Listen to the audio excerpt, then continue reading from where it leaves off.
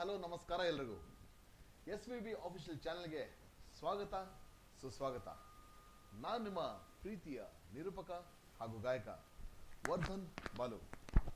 ಇವತ್ತಿನ ನಮ್ಮ ಗೆಲುವಿನ ಪಯಣ ಕಾರ್ಯಕ್ರಮಕ್ಕೆ ಮುಖ್ಯ ಅತಿಥಿಯಾಗಿ ನಮ್ಮೊಂದಿಗೆ ಕಮ್ನಾಡಿಗ ನಾರಾಯಣ್ ಅವರು ಬಂದಿದ್ದಾರೆ. ಹಿರಿಯ ಬರಹಗಾರರು. ಅವರಿಗೆ ನಮ್ಮ ಚಾನೆಲ್ ಸ್ವಾಗತ ಬಯಸೋಣ. ನಮಸ್ಕಾರ ಸರ್, ಹೇಗಿದ್ದೀರಾ? ನಾನು ಚೆನ್ನಾಗಿದ್ದೀನಿ.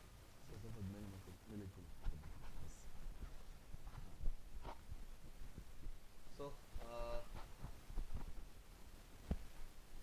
ನಮ್ಮ ಚಾನಲ್ಗೆ ಇವತ್ತು ಬಂದಿದ್ದೀರಾ, ಹೇಗೆ ಅನಿಸ್ತಾ ಇದೆ ಸರ್? ಒಂದು ಭಿನ್ನವಾದ ಅನುಭವ ಆಗ್ತಾ ಇದೆ. ಓಕೆ ಓಕೆ ಆಗಲೇ ನಾನು ಬಂದು ಸಂದರ್ಭದಲ್ಲಿ ನೀವು ಹಾಡ್ತಿದ್ದನ್ನು ಕೇಳ್ತಾ ಇದ್ದೆ ಲೈವ್ ಆಗಿ. ಲೈವ್ ಹಾಡ್ತಿದ್ದೆ. ಎಷ್ಟು ಅದ್ಭುತವಾದ ವಾಯ್ಸ್ ಇದೆ ನಿಮಗೆ. Thank you sir, thank you. ನಿಮ್ಮ ಕೋ ಆರ್ಟಿಸ್ಟ್ ಅಷ್ಟೇ, ಅವರು ತುಂಬ ಸುಂದರವಾಗಿ ಆಡ್ತಾ ಇದ್ರು. ಅದೇ ನಿಮ್ಮ ಟ್ಯಾಲೆಂಟ್ ಇನ್ನೂ ಎಲ್ಲೆಲ್ಲೋ ಹೋಗ್ಬೇಕಿತ್ತು, ಯಾಕೆ ಇನ್ನೂ ನಿಮ್ಮ ಮುಂದೆ ಇಷ್ಟು ಇನ್ನೂ ಹೆಚ್ಚು ಪ್ರಚಾರಕ್ಕೆ ಬರಲಿಲ್ಲ ಅಂತ ನನಗೆ ಆಶ್ಚರ್ಯ ಆಗ್ತಾ ಇದೆ. ಎಸ್ ಎಸ್ ಎಲ್ಲದಕ್ಕೂ ಒಂದು ಕಾಲ ಕೂಡಿ ಬರ್ಬೇಕಂತ ಹೇಳ್ತಾರೆ. ಖಂಡಿತ ಆ ರೀತಿ ಇಲ್ಲ, ಮುಂದಿನ ದಿನಗಳು ನಮ್ಮವೇ ಬಿಡಿ ಅಲ್ವಾ? ಖಂಡಿತ.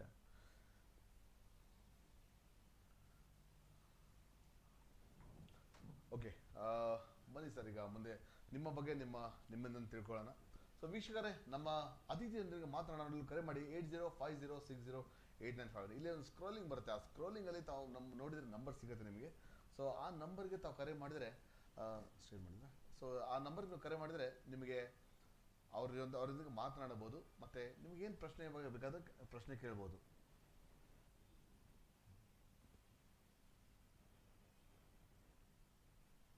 ಶೇರ್ ಆಪ್ಷನ್ ಇಲ್ಲ, ಇದೆಲ್ಲ ಬ್ಯಾಕ್ ಸೈಡ್.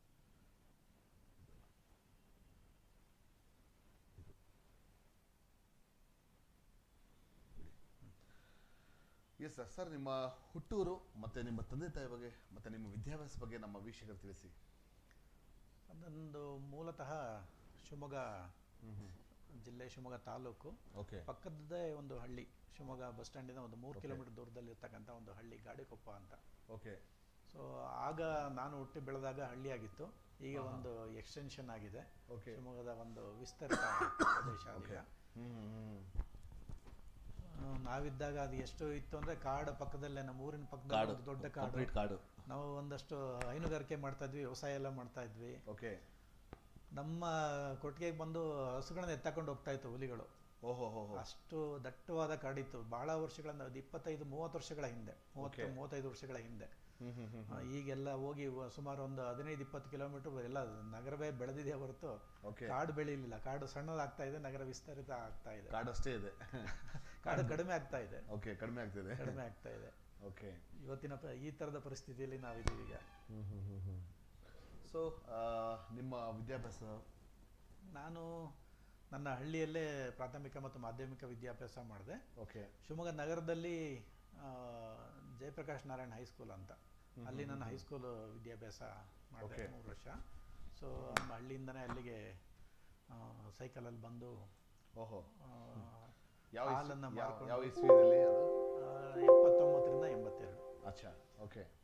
ಆ ನಂತರ ಭದ್ರಾವತಿಯಲ್ಲಿ ಡಿಪ್ಲೊಮಾ ಮಾಡಿದೆ. ಓಕೆ. ಸೊ ಅದನ್ನು ಸದ್ಯಕ್ಕೆ 1 ವರ್ಷ ಆದಮೇಲೆ ಡಿಸ್ಕಂಟಿನ್ಯೂ ಮಾಡಿ ಮತ್ತೆ ಶಿವಮೊಗ್ಗದಲ್ಲಿ PUC ಮತ್ತು ಡಿಗ್ರಿ ಮಾಡಿದೆ. Okay.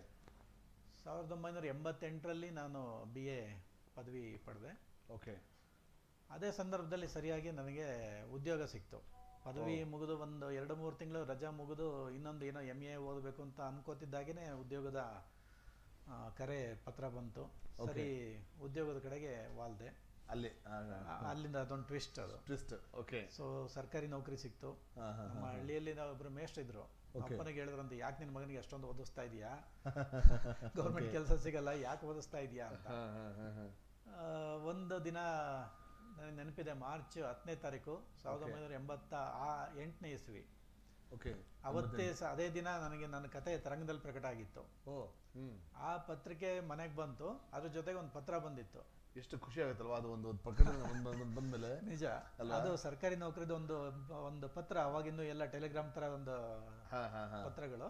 So you have been selected and posted to state accounts department ಅಂತ ಒಂದು ಲೆಟರ್. ನನಗೆ ಗೊತ್ತಿಲ್ಲ ಸ್ಟೇಟ್ ಅಕೌಂಟ್ಸ್ ಡಿಪಾರ್ಟ್ಮೆಂಟ್ ಅಂದ್ರೆ ಏನಂತಲೇ ಗೊತ್ತಿಲ್ಲ ಅವಾಗ. ಗೊತ್ತೇ ಇಲ್ಲ, ಏನೋ ಗೊತ್ತಿಲ್ಲ. ಆ ಡಿಪಾರ್ಟ್ಮೆಂಟಿನ ಇವೇ ಹೆಸರುಗಳೇ ಗೊತ್ತಿಲ್ಲ. ಓಕೆ. 88ನೇ ಇಸ್ವಿಲಿ ನನಗೆ ಆಗ 22 ವರ್ಷ. ಓಕೆ. ಸೊ ಆಗ ತಾನೇ ಡಿಗ್ರಿ ಮುಗಿಸಿದ್ದೆ. ಈ ಥರದೊಂದು ಒಂದು ಮರೆಯಲಾದಂಥ ಒಂದು ಘಟನೆ ಅದು. ಅದೇ ಸಂದರ್ಭದಲ್ಲಿ ನಾನು 82ರಿಂದನೇ ನಾನು ಬರೀಲಿಕ್ಕೆ ಶುರು ಮಾಡಿದ್ದೆ. ನನ್ನ ಹೈಸ್ಕೂಲು ಮುಗಿದು SLC ಮುಗಿದು ರಸದಲ್ಲಿದ್ದಾಗ ನಾನು ಬರವಣಿಗೆ ಆರಂಭ ಮಾಡಿದೆ. ಓಕೆ. ಸೊ ಮೊದಲನೇದೊಂದು ಹುಲಿಯ ಹೆಜ್ಜೆ ಅಂತ ಒಂದು ಕಾದಂಬರಿ. ಹುಲಿಯ ಹೆಜ್ಜೆ. ಹುಲಿಯ ಹೆಜ್ಜೆ. ಓಹೋ. ಕಾದಂಬರಿ ಅನ್ನೋ ಅರ್ಥದಲ್ಲಿ ಅವತ್ತು ಬರದೆ ನಾನು ಅದನ್ನ. ಓಕೆ. ಸೊ ಅದಾದ್ಮೇಲೆ ಅದು ಪ್ರಕಟ ಆಗ್ಲಿಕ್ಕೆ ಆಮೇಲೆ ನಂತರದ ದಿನಗಳಲ್ಲಿ ನಾನು ಪ್ರಬುದ್ಧಮಾನಕ್ಕೆ ಬಂದ ಮೇಲೆ ನನಗೆ ಒಂದಷ್ಟು ಪ್ರಕಾಶಕರು ಸಿಕ್ಕ ಮೇಲೆ ಆ ಪುಸ್ತಕನ ಮಕ್ಕಳ ಪುಸ್ತಕ ಅಂತ ಪ್ರಕಟ ಮಾಡಿದೆ. ಓಕೆ. ಓಕೆ. ಬಟ್ ಅವತ್ತಿನ ಕಾಲಕ್ಕೆ ಅದು ನನಗೆ ಅದ್ಭುತವಾದ ಕಾದಂಬರಿ. ಆ ಪುಸ್ತಕ ಬಂದಾಗ ಅದೇ ಸಂದರ್ಭದಲ್ಲಿ 86ನೇ ಇಸ್ವಿಯಲ್ಲಿ ನಾನೊಂದು ಕವನ ಸಂಕಲನ ಪ್ರಕಟಿಸಿದೆ. ನಾನು ಮೊದಲನೇ BA ಓದ್ತಾ ಇದ್ದೆ ಆಗ. ಫಸ್ಟ್ BA ಓದ್ತಾ ಇದ್ದೆ. ಕವಿಜ ಅಂತ ಕವನ ಸಂಕಲನ. ಓಕೆ. ಸೊ ಆ ಪುಸ್ತಕ ಬಂದಾಗ ಅದೊಂದು 24-26 ಪೇಜಿಂದ ಒಂದು ಪುಸ್ತಕ. ಸೊ ನಾವೆಲ್ಲ ಕುವೆಂಪು ಲೆವೆಲ್ಗೆ, ಬೇಂದ್ರೆ ಲೆವೆಲ್ಗೆ ಕವಿಗಳಾಗ್ಬಿಟ್ವಿ ಅಂತ ಒಂದು ಭ್ರಮೆ. ನಾವಿನ್ನು ಕಾಲೇಜ್ ಹುಡುಗರಲ್ವಾ, ಆ ಟೈಮಲ್ಲಿ ನಾವು ಪುಸ್ತಕ ಮಾಡೋದನ್ನು ಒಂದು ದೊಡ್ಡ ಸಾಧನೆ ಅಂತ. ನಾವು ದೊಡ್ಡ ಏನೋ ನಾವು ಎಲ್ಲ ಇದಾಗ್ಬಿಡ್ತೀವಿ ಅದಾಗ್ಬಿಡ್ತೀವಿ ಅನ್ನೋ ಒಂದು ಭ್ರಮೆಯಲ್ಲಿದ್ವಿ. ಆದ್ರೆ ಅದು ಏನೂ ಆಗ್ಲಿಲ್ಲ ಅನ್ನೋದು ಬೇರೆ ವಿಚಾರ. ಆ ನಂತರದಲ್ಲಿ ಅವೆಲ್ಲ ಈಗ ಆ ಪುಸ್ತಕಗಳೆಲ್ಲ ನೋಡಿದ್ರೆ ತುಂಬಾ ಬಾಲಿಶ ಅನ್ಸುತ್ತೆ. ಬಟ್ ಆದ್ರೆ ಲೇಖಕನಿಗೆ ಆ ತರದ ಒಂದು ಭ್ರಮೆ ಮತ್ತು ಒಂದು ಹುಂಬತನ ಬೇಕು. ಭ್ರಮೆಗಿಂತ ಆಕ್ಚುಲಿ ಅದು ದೊಡ್ಡ ಲೆವೆಲ್ ಅಲ್ಲಿ ನಾವು ಕನಸು ಕಾಣೋದು ಒಳ್ಳೇದಂತ ನಂಗೆ ಅನ್ಸೋದು. ಅಫ್ಕೋರ್ಸ್. ಬಿಕಾಸ್ ಏನಾಗುತ್ತೆ, ನಾವು ಅಷ್ಟು ಲೆವೆಲ್ ಹೋದಾಗ to some level at least ನಾವು ರೀಚ್ ಆಗ್ತೇವೆ. ನಿಜ. ನಾವು ಸಮ್ ಲೆವೆಲ್ ಅಲ್ಲಿ ನಾವು ಥಿಂಕ್ ಮಾಡಿದಾಗ ಇಲ್ಲ, ಖಂಡಿತ ನಾವು ಎಲ್ಲೂ ನಾವು ದೂರದನ್ನ ದೃಷ್ಟಿ ಇಟ್ಕೊಂಡು ಹೋದಾಗಲೇ ಒಂದಷ್ಟು ದೂರ ರೀಚ್ ಆಗ್ಲಿಕ್ಕೆ ಸಾಧ್ಯ. ನಾವೆಲ್ಲ 1 ಕಿಲೋಮೀಟರ್ ನಡೆದ್ರೆ ಸಾಕಪ್ಪ ಅಂತ ಹೇಳಿದ್ರೆ ಅಲ್ಲೇ ಇರ್ತೀವಿ. ನಾವು ಒಂದು 100 ಕಿಲೋಮೀಟರ್ ಡಿಸ್ಟೆನ್ಸ್ ಇಟ್ಕೊಂಡು ಹೋಗ್ಬೇಕು ಅಂದ್ರೆ ಕನಿಷ್ಠ ಒಂದು 50 ಕಿಲೋಮೀಟರ್ 60 ಕಿಲೋಮೀಟರ್. ಹೌದು, ನಿಜ. ನೋಡಿ, ನಾವು SPB ಅವ್ರ ತರಾನೇ ಆಗ್ಬೇಕು ಅನ್ನೋ ಒಂದು ಕನಸು ಇಟ್ಕೊಂಡು ನಾನು ಆಕ್ಚುಲಿ ಬೆಂಗಳೂರು ಬಂದೆ. ಅಂದ್ರೆ ಅವ್ರ ಡೆಡಿಕೇಶನ್ ರೀತಿ ನಾನು ಅದು ಮಾಡ್ಬೇಕಂತ. ಸೊ ಇವತ್ತು ಒಂದು ತಕ್ಕ ಮಟ್ಟಿಗೆ ಹಾಡ್ತೀನಿ. ತಾವು ಕೇಳಿ ಖುಷಿ ಪಟ್ರೆ ಆ ರೀತಿ ಇರುತ್ತೆ. ಒಂದು ಅಪ್ರಿಸಿಯೇಷನ್ ಒಬ್ಬರಿಂದ ಸಿಕ್ಕರೆ ಇನ್ನು ನಾವು ಮಾಡ್ಬೇಕು ಅನ್ನೋದು ಬರುತ್ತೆ. ನಿಜ. ನಮ್ಮ ಗುರಿಗಳು ಯಾವತ್ತೂ ದೂರಕ್ಕಿರಬೇಕು. ದೂರಕ್ಕಿದ್ದಾಗ ನಾವು ಅಟ್ಲೀಸ್ಟ್ ಕನಿಷ್ಠ ದೂರ ಆದ್ರೂ ನಾವು ಕ್ರಮಿಸ್ಲಿಕ್ಕೆ ಸಾಧ್ಯ ಆಗುತ್ತೆ. At least will reach. ನಿಜ. ನಾವು ಹಿಮಾಲಯನ ದೃಷ್ಟಿಯಲ್ಲಿ ಇಟ್ಕೊಂಡ್ರೆ ಸಣ್ಣ ಪುಟ್ಟ ಬೆಟ್ಟನಾದ್ರು ಹತ್ತಬಹುದು. ನಾವು ಸಣ್ಣ ಪುಟ್ಟ ಬೆಟ್ಟನೇ ಹತ್ತೀವಿ ಅಂತ ಹೇಳಿದ್ರೆ ಹಿಮಾಲಯ ನಮ್ಮ ಕಣ್ಣಿಗೆ ಯಾವತ್ತೂ ರೀಚ್ ಆಗೋದೇ ಇಲ್ಲ. ಆಗಲ್ಲ. ಖಂಡಿತ ಅದು. ಸೊ ಆ ರೀತಿ ಇರುತ್ತೆ ಅಂತ ನನಗನ್ಸುತ್ತೆ. ಖಂಡಿತ. ಸೊ ಮತ್ತೆ ನಿಮ್ಮ ವಿದ್ಯಾಭ್ಯಾಸ ಆಯ್ತು, ಮತ್ತೆ ನಿಮ್ಮ ತಂದೆ ತಾಯಿ ಹೇಗೆ ನಿಮ್ಗೆ ಸಪೋರ್ಟ್ ಮಾಡಿದ್ರು? ವಿದ್ಯಾಭ್ಯಾಸದಲ್ಲಿ ಒಂದು ಟ್ವಿಸ್ಟ್ ಏನಂದ್ರೆ, ನಾನು BA ಆಗ್ತಿದ್ದಾಗೆ ನನಗೆ ಉದ್ಯೋಗ ಸಿಕ್ಬಿಡ್ತು. ಓಕೆ. ಅದಾದ್ಮೇಲೆ ನನ್ನ ಓದಿನ ಇದಿನ್ನು ತಣದಿರ್ಲಿಲ್ಲ. ಸೊ ನಾನು ಡಿಗ್ರಿ ಓದಬೇಕಾದ್ರೆ ಎಷ್ಟು ನನ್ನ ಓದಿನ ಇದಿತ್ತು ಅಂತ ಹೇಳಿದ್ರೆ, ನನ್ನ ಸಹ್ಯಾದ್ರಿ ಕಾಲೇಜಿನ ಯಾವ ಲೈಬ್ರರಿ ಯಾವ ಪುಸ್ತಕನೂ ಬಿಟ್ಟಿರ್ಲಿಲ್ಲ. ಸೊ ಲೈಬ್ರರಿ ನನ್ನ ಡಿಗ್ರಿ ಬೆಳಗ್ಗೆ ಪರೀಕ್ಷೆ ಇದೆ ಅಂದ್ರೆ ಹಿಂದಿನ ದಿನ ಪುಸ್ತಕ ತಗೋತಾ ಇದ್ದೆ. ಲೈಬ್ರರಿಯನ್ನು ಒಬ್ಬರು ಬಸವರಾಜ್ ಕುಂಬಾರ್ ಅಂತ ಹೆಸರು ತುಂಬಾ ನೆನಪಿದೆ ಇನ್ನೂ ನನಗೆ. ನನಗೆ ಪುಸ್ತಕ ಕೊಡಲ್ಲ, ನಿನಗೆ ಕಂಪ್ಲೇಂಟ್ ಮಾಡ್ತೀನಿ ಪ್ರಿನ್ಸಿಪಾಲ್ಗೆ ಅಂತ ಕೂತಿದ್ರು. ನಾಳೆ ಎಕ್ಸಾಮ್ ಇದೆ, ನೀನು ಪುಸ್ತಕ ಟೆಕ್ಸ್ಟ್ ಬುಕ್ ತಗೊಂಡೋಗು ಅಂತ ಹೇಳಿ, ನೀನು ನಾವೆಲ್ ತಗೊಂಡೋಗ್ತಿದ್ಯಾ, ಈ ತರ ಪುಸ್ತಕಗಳು ತಗೊಂಡೋಗ್ತಿದ್ಯಾ ಅಂತ ಅವ್ರ ಕಂಪ್ಲೇಂಟ್. ಸೊ ಬಟ್ ನನಗೆ ಅದು ನನ್ನ ಎಜುಕೇಶನ್ ನನ್ನ ಇಷ್ಟ ಅಂದ್ರೆ ನನ್ನ ಎಜುಕೇಶನ್, ನನ್ನ ಟೆಕ್ಸ್ಟ್ ಬುಕ್ ಅನ್ನ ನಾನು ನಾವೆಲ್ಲಾಗಿ ಓದ್ತಾ ಇದ್ದೆ. ಒಂದು ಪುಸ್ತಕವಾಗಿ ಓದ್ತಾ ಇದನ್ನಾಗಿ ಏನು ಟೆಕ್ಸ್ಟ್ ಆಗಿ ಓದ್ತಿಲ್ಲ, ನಾವೆಲ್ ರೀತಿಯಲ್ಲಿ ಓದ್ತಾ ಇದ್ದೆ. ನನಗೆ ಏನು ಟೆಕ್ಸ್ಟ್ ಡಿಗ್ರಿನಲ್ಲಿ ಕನ್ನಡ ಅದು ಇದೆಲ್ಲ ಯಯಾತಿ ಅಂತ ಪುಸ್ತಕಗಳೆಲ್ಲ ಇತ್ತು. ನಾನು ಎಷ್ಟು ಪಾಠ ಮಾಡಿದ್ರು ಕಾಯ್ಲಿಲ್ಲ. ಸೊ ನಾನು ಕಾದಂಬರಿ ಓದ್ದೆ ಅಷ್ಟೇ. ಅದು ಓದ್ತಿದ್ದಾಗ ಅದೇನಾಯ್ತು, ನನಗೆ ನನ್ನೊಳಗೆ ಇಳಿಯುತ್ತೆ ಅದು. ನನ್ನ ಮೇಷ್ಟ್ರು ಪಾಠ ಮಾಡಿದಾಗ ಏನಾಗುತ್ತೆ, ಒಂದು 5% 10% ನಾವು ಅರ್ಥ ಮಾಡ್ಕೋತೀವಿ. ಆದ್ರೆ ನಾವೇ ಒಂದು ಕೃತಿಯನ್ನ ಓದಿದಾಗ ಅಷ್ಟೊತ್ತಿಗಾಗ್ಲೇ ನಾನು ಸಾಕಷ್ಟು ಪುಸ್ತಕಗಳು ಓದ್ಬಿಟ್ಟಿದ್ದೆ ಲೈಬ್ರರಿಯಲ್ಲಿ. ಹಾಗಾಗಿ ನನಗೆ ಅದು ಟೆಕ್ಸ್ಟ್ ಅಂತ ಅನಿಸ್ತಾನೆ ಇರಲಿಲ್ಲ. ನನಗೆ ಖುಷಿ ಪಟ್ಟು ಓದಂತ ಒಂದು ಕಾದಂಬರಿ ಯಯಾತಿ. ಆ ಥರದ ಎಲ್ಲ ಪುಸ್ತಕಗಳನ್ನ ಟೆಕ್ಸ್ಟ್ ಅನ್ನ ನಾನು ಈ ರೀತಿ ಓದ್ತಾ ಇದ್ದೆ.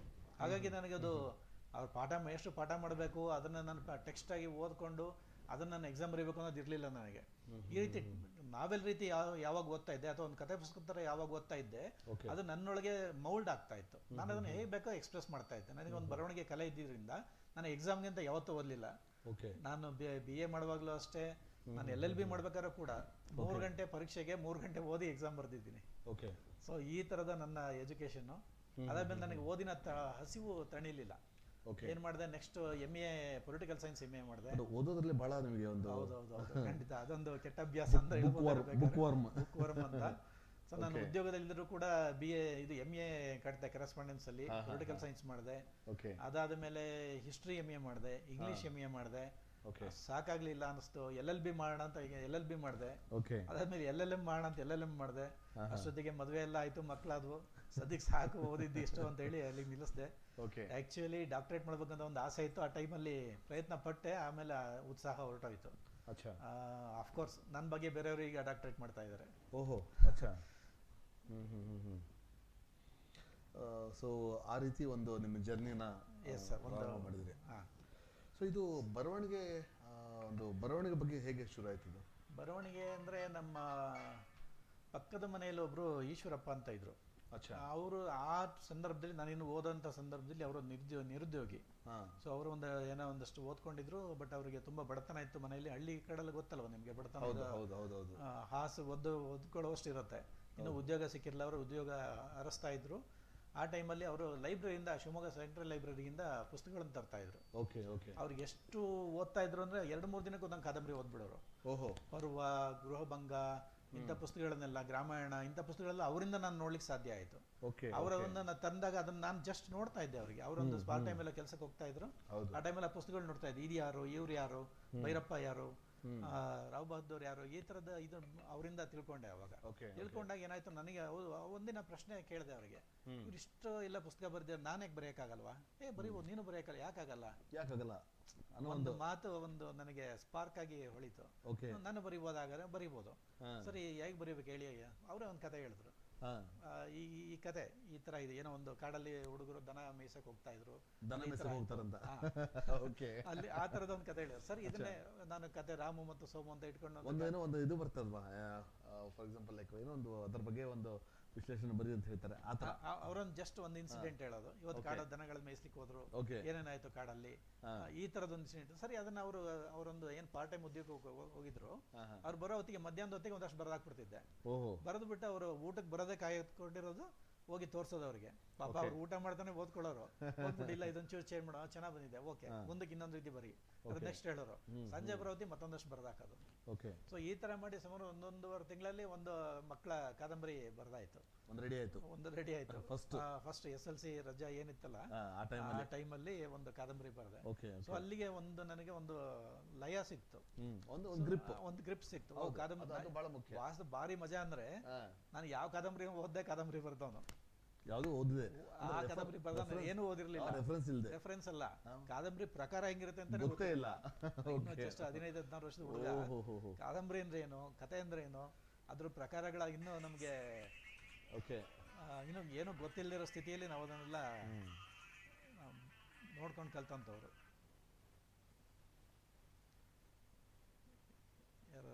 ಒಂದು ಕರೆ ಬರ್ತಾ ಇದೆ, ಮಾತಾಡೋಣ. ಹಲೋ, ನಮಸ್ಕಾರ. ಇವತ್ತಿನ ವೇದಿಕೆಯಲ್ಲಿ ಅದ್ಭುತವಾದ ವ್ಯಕ್ತಿನ ಕಳೆದಿದ್ದೀರಾ ನಾರಾಯಣ್ ಸರ್. ತುಂಬಾ ಖುಷಿ ಆಗುತ್ತೆ. ಓದುಗರು ಇವ್ರನ್ನ ರೋಲ್ ಮಾಡೋ ಇಟ್ಕೋಬೇಕು ಈಗಿನ ಮಕ್ಕಳು. ನೋಡಿ, ಲೈಬ್ರರಿಗೆ ಹೋಗಲ್ಲ, ಲೈಬ್ರರಿನಲ್ಲಿ ಎಷ್ಟೋ ಬುಕ್ ಇರುತ್ತೆ, ತಗೊಳಲ್ಲ, ಓದಲ್ಲ. ಇವ್ರನ್ನ ಇಟ್ಕೊಂಡ್ಬಿಟ್ಟು ನಾವು ಇವ್ರ ಮಾದರಿ ತಗೋಬೇಕಾಗುತ್ತೆ. ಬೇರೇನು ಹೇಳಕ್ಕಾಗಲ್ಲ.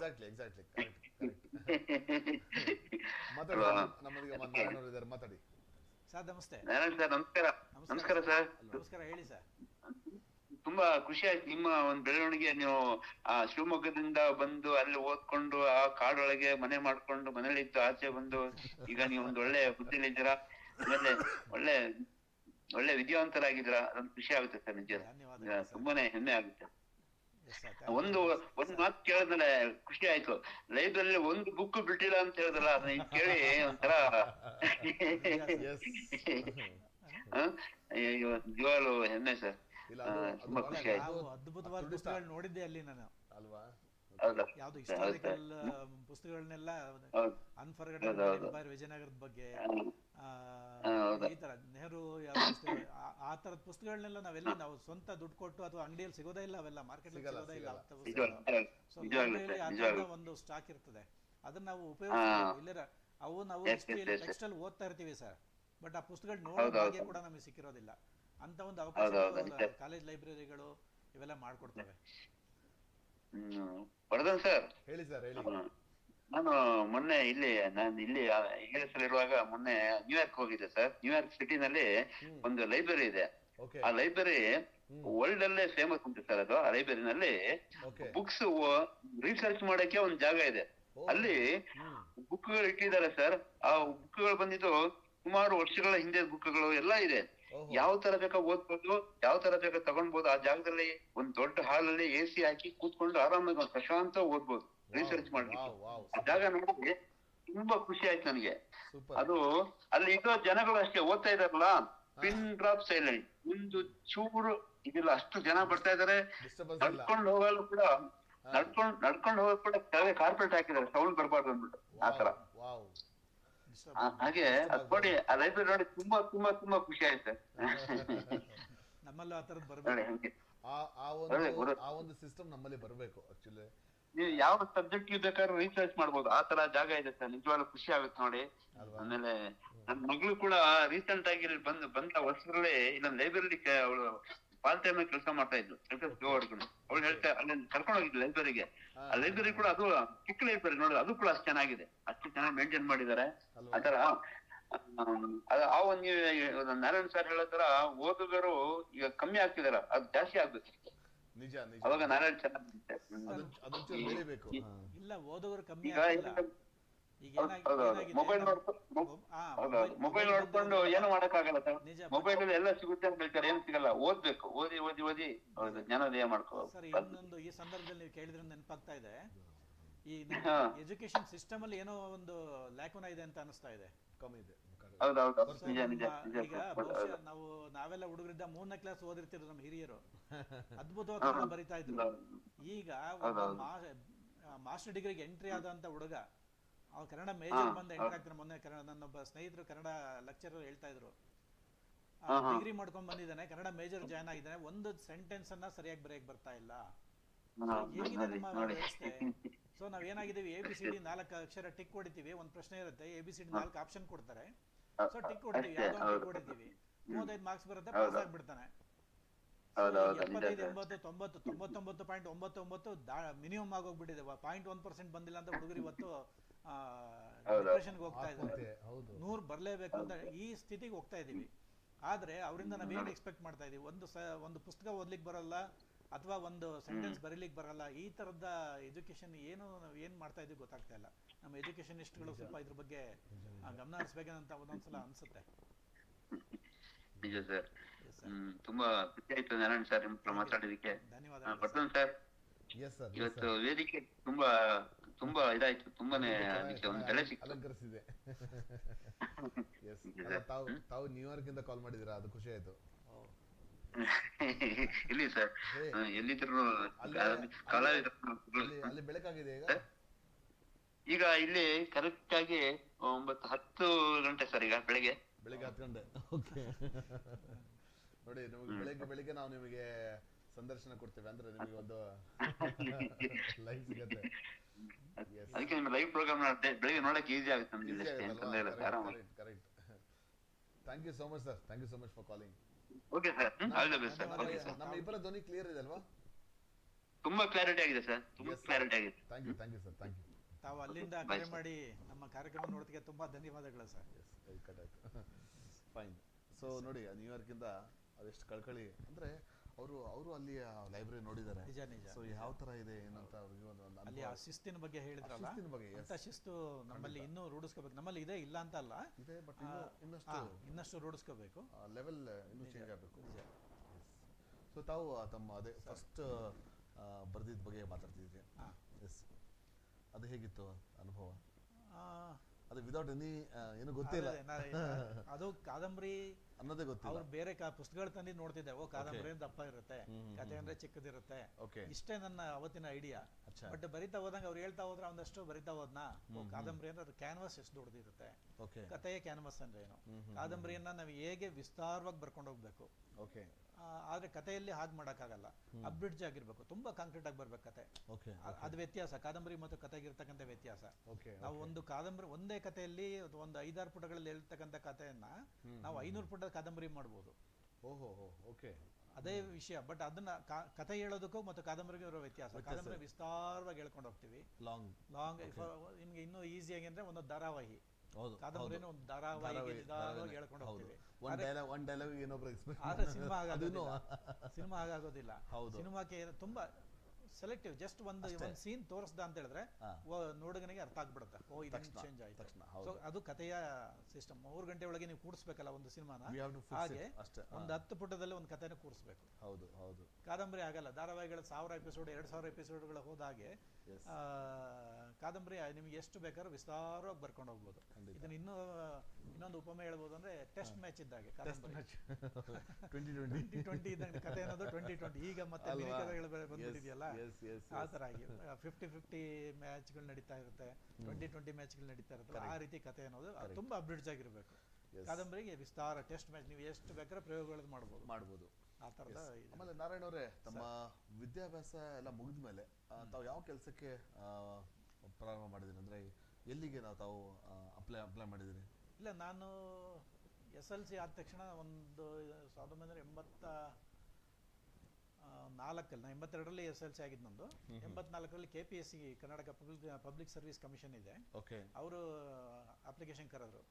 ಸೊ ಅದಾಗ ನಮ್ಮ ಬ್ರದರು ಮತ್ತು ಇವರು ಈಗ ಏನು ಹೇಳಿದ್ನಲ್ಲ, ಒಬ್ರು ಒಳ್ಳೆ ರೀಡರ್ ಅಂತ ಹೇಳಿದ್ನಲ್ಲ, ಅವರು ಅದ ನನಗೆ ಹಾಕ್ಲಿಕ್ಕೆ ಹೇಳಿದ್ರು. ಜಸ್ಟ್ 18 ವರ್ಷ ಆಗಬೇಕು, SLC ಪಾಸ್ ಆಗಬೇಕು ಕಂಡೀಷನ್ ಅಲ್ವಾ. ಸೊ ಹಾಗಾಗಿ ಅವರು ಕೊಟ್ಟರಂತ ಅಪ್ಲಿಕೇಶನ್ ಹಾಕಿದೆ. 86ನೇ ಇಸ್ವಿಲಿ ಎಕ್ಸಾಮ್ ಬಂತು. 2 ವರ್ಷ. ಅವಾಗೆಲ್ಲ ಮ್ಯಾನ್ಯುವಲ್, ಅವಾಗೆಲ್ಲ ಆನ್ಲೈನ್ ಎಲ್ಲ ಇರಲಿಲ್ಲ. ಅರ್ಜಿ ಕೈಲಿ ಬರಿಬೇಕಿತ್ತು, DD ಮಾಡಿಸ್ಬೇಕಿತ್ತು, ಕಳಿಸ್ಬೇಕಿತ್ತು. ಅದೆಲ್ಲ ನಮಗೆ ಪೋಸ್ಟಲ್ಲಿ ಇದು ಬರ್ತಾ ಇತ್ತು, ಅಡ್ಮಿಷನ್ ಟಿಕೆಟು, ಎಕ್ಸಾಮ್ ಬರಿತಾ ಇದ್ವಿ. ಸೊ 2 ವರ್ಷ ಅದನ್ನ ಟೈಮ್ ತಗೊಂಡ್ರು.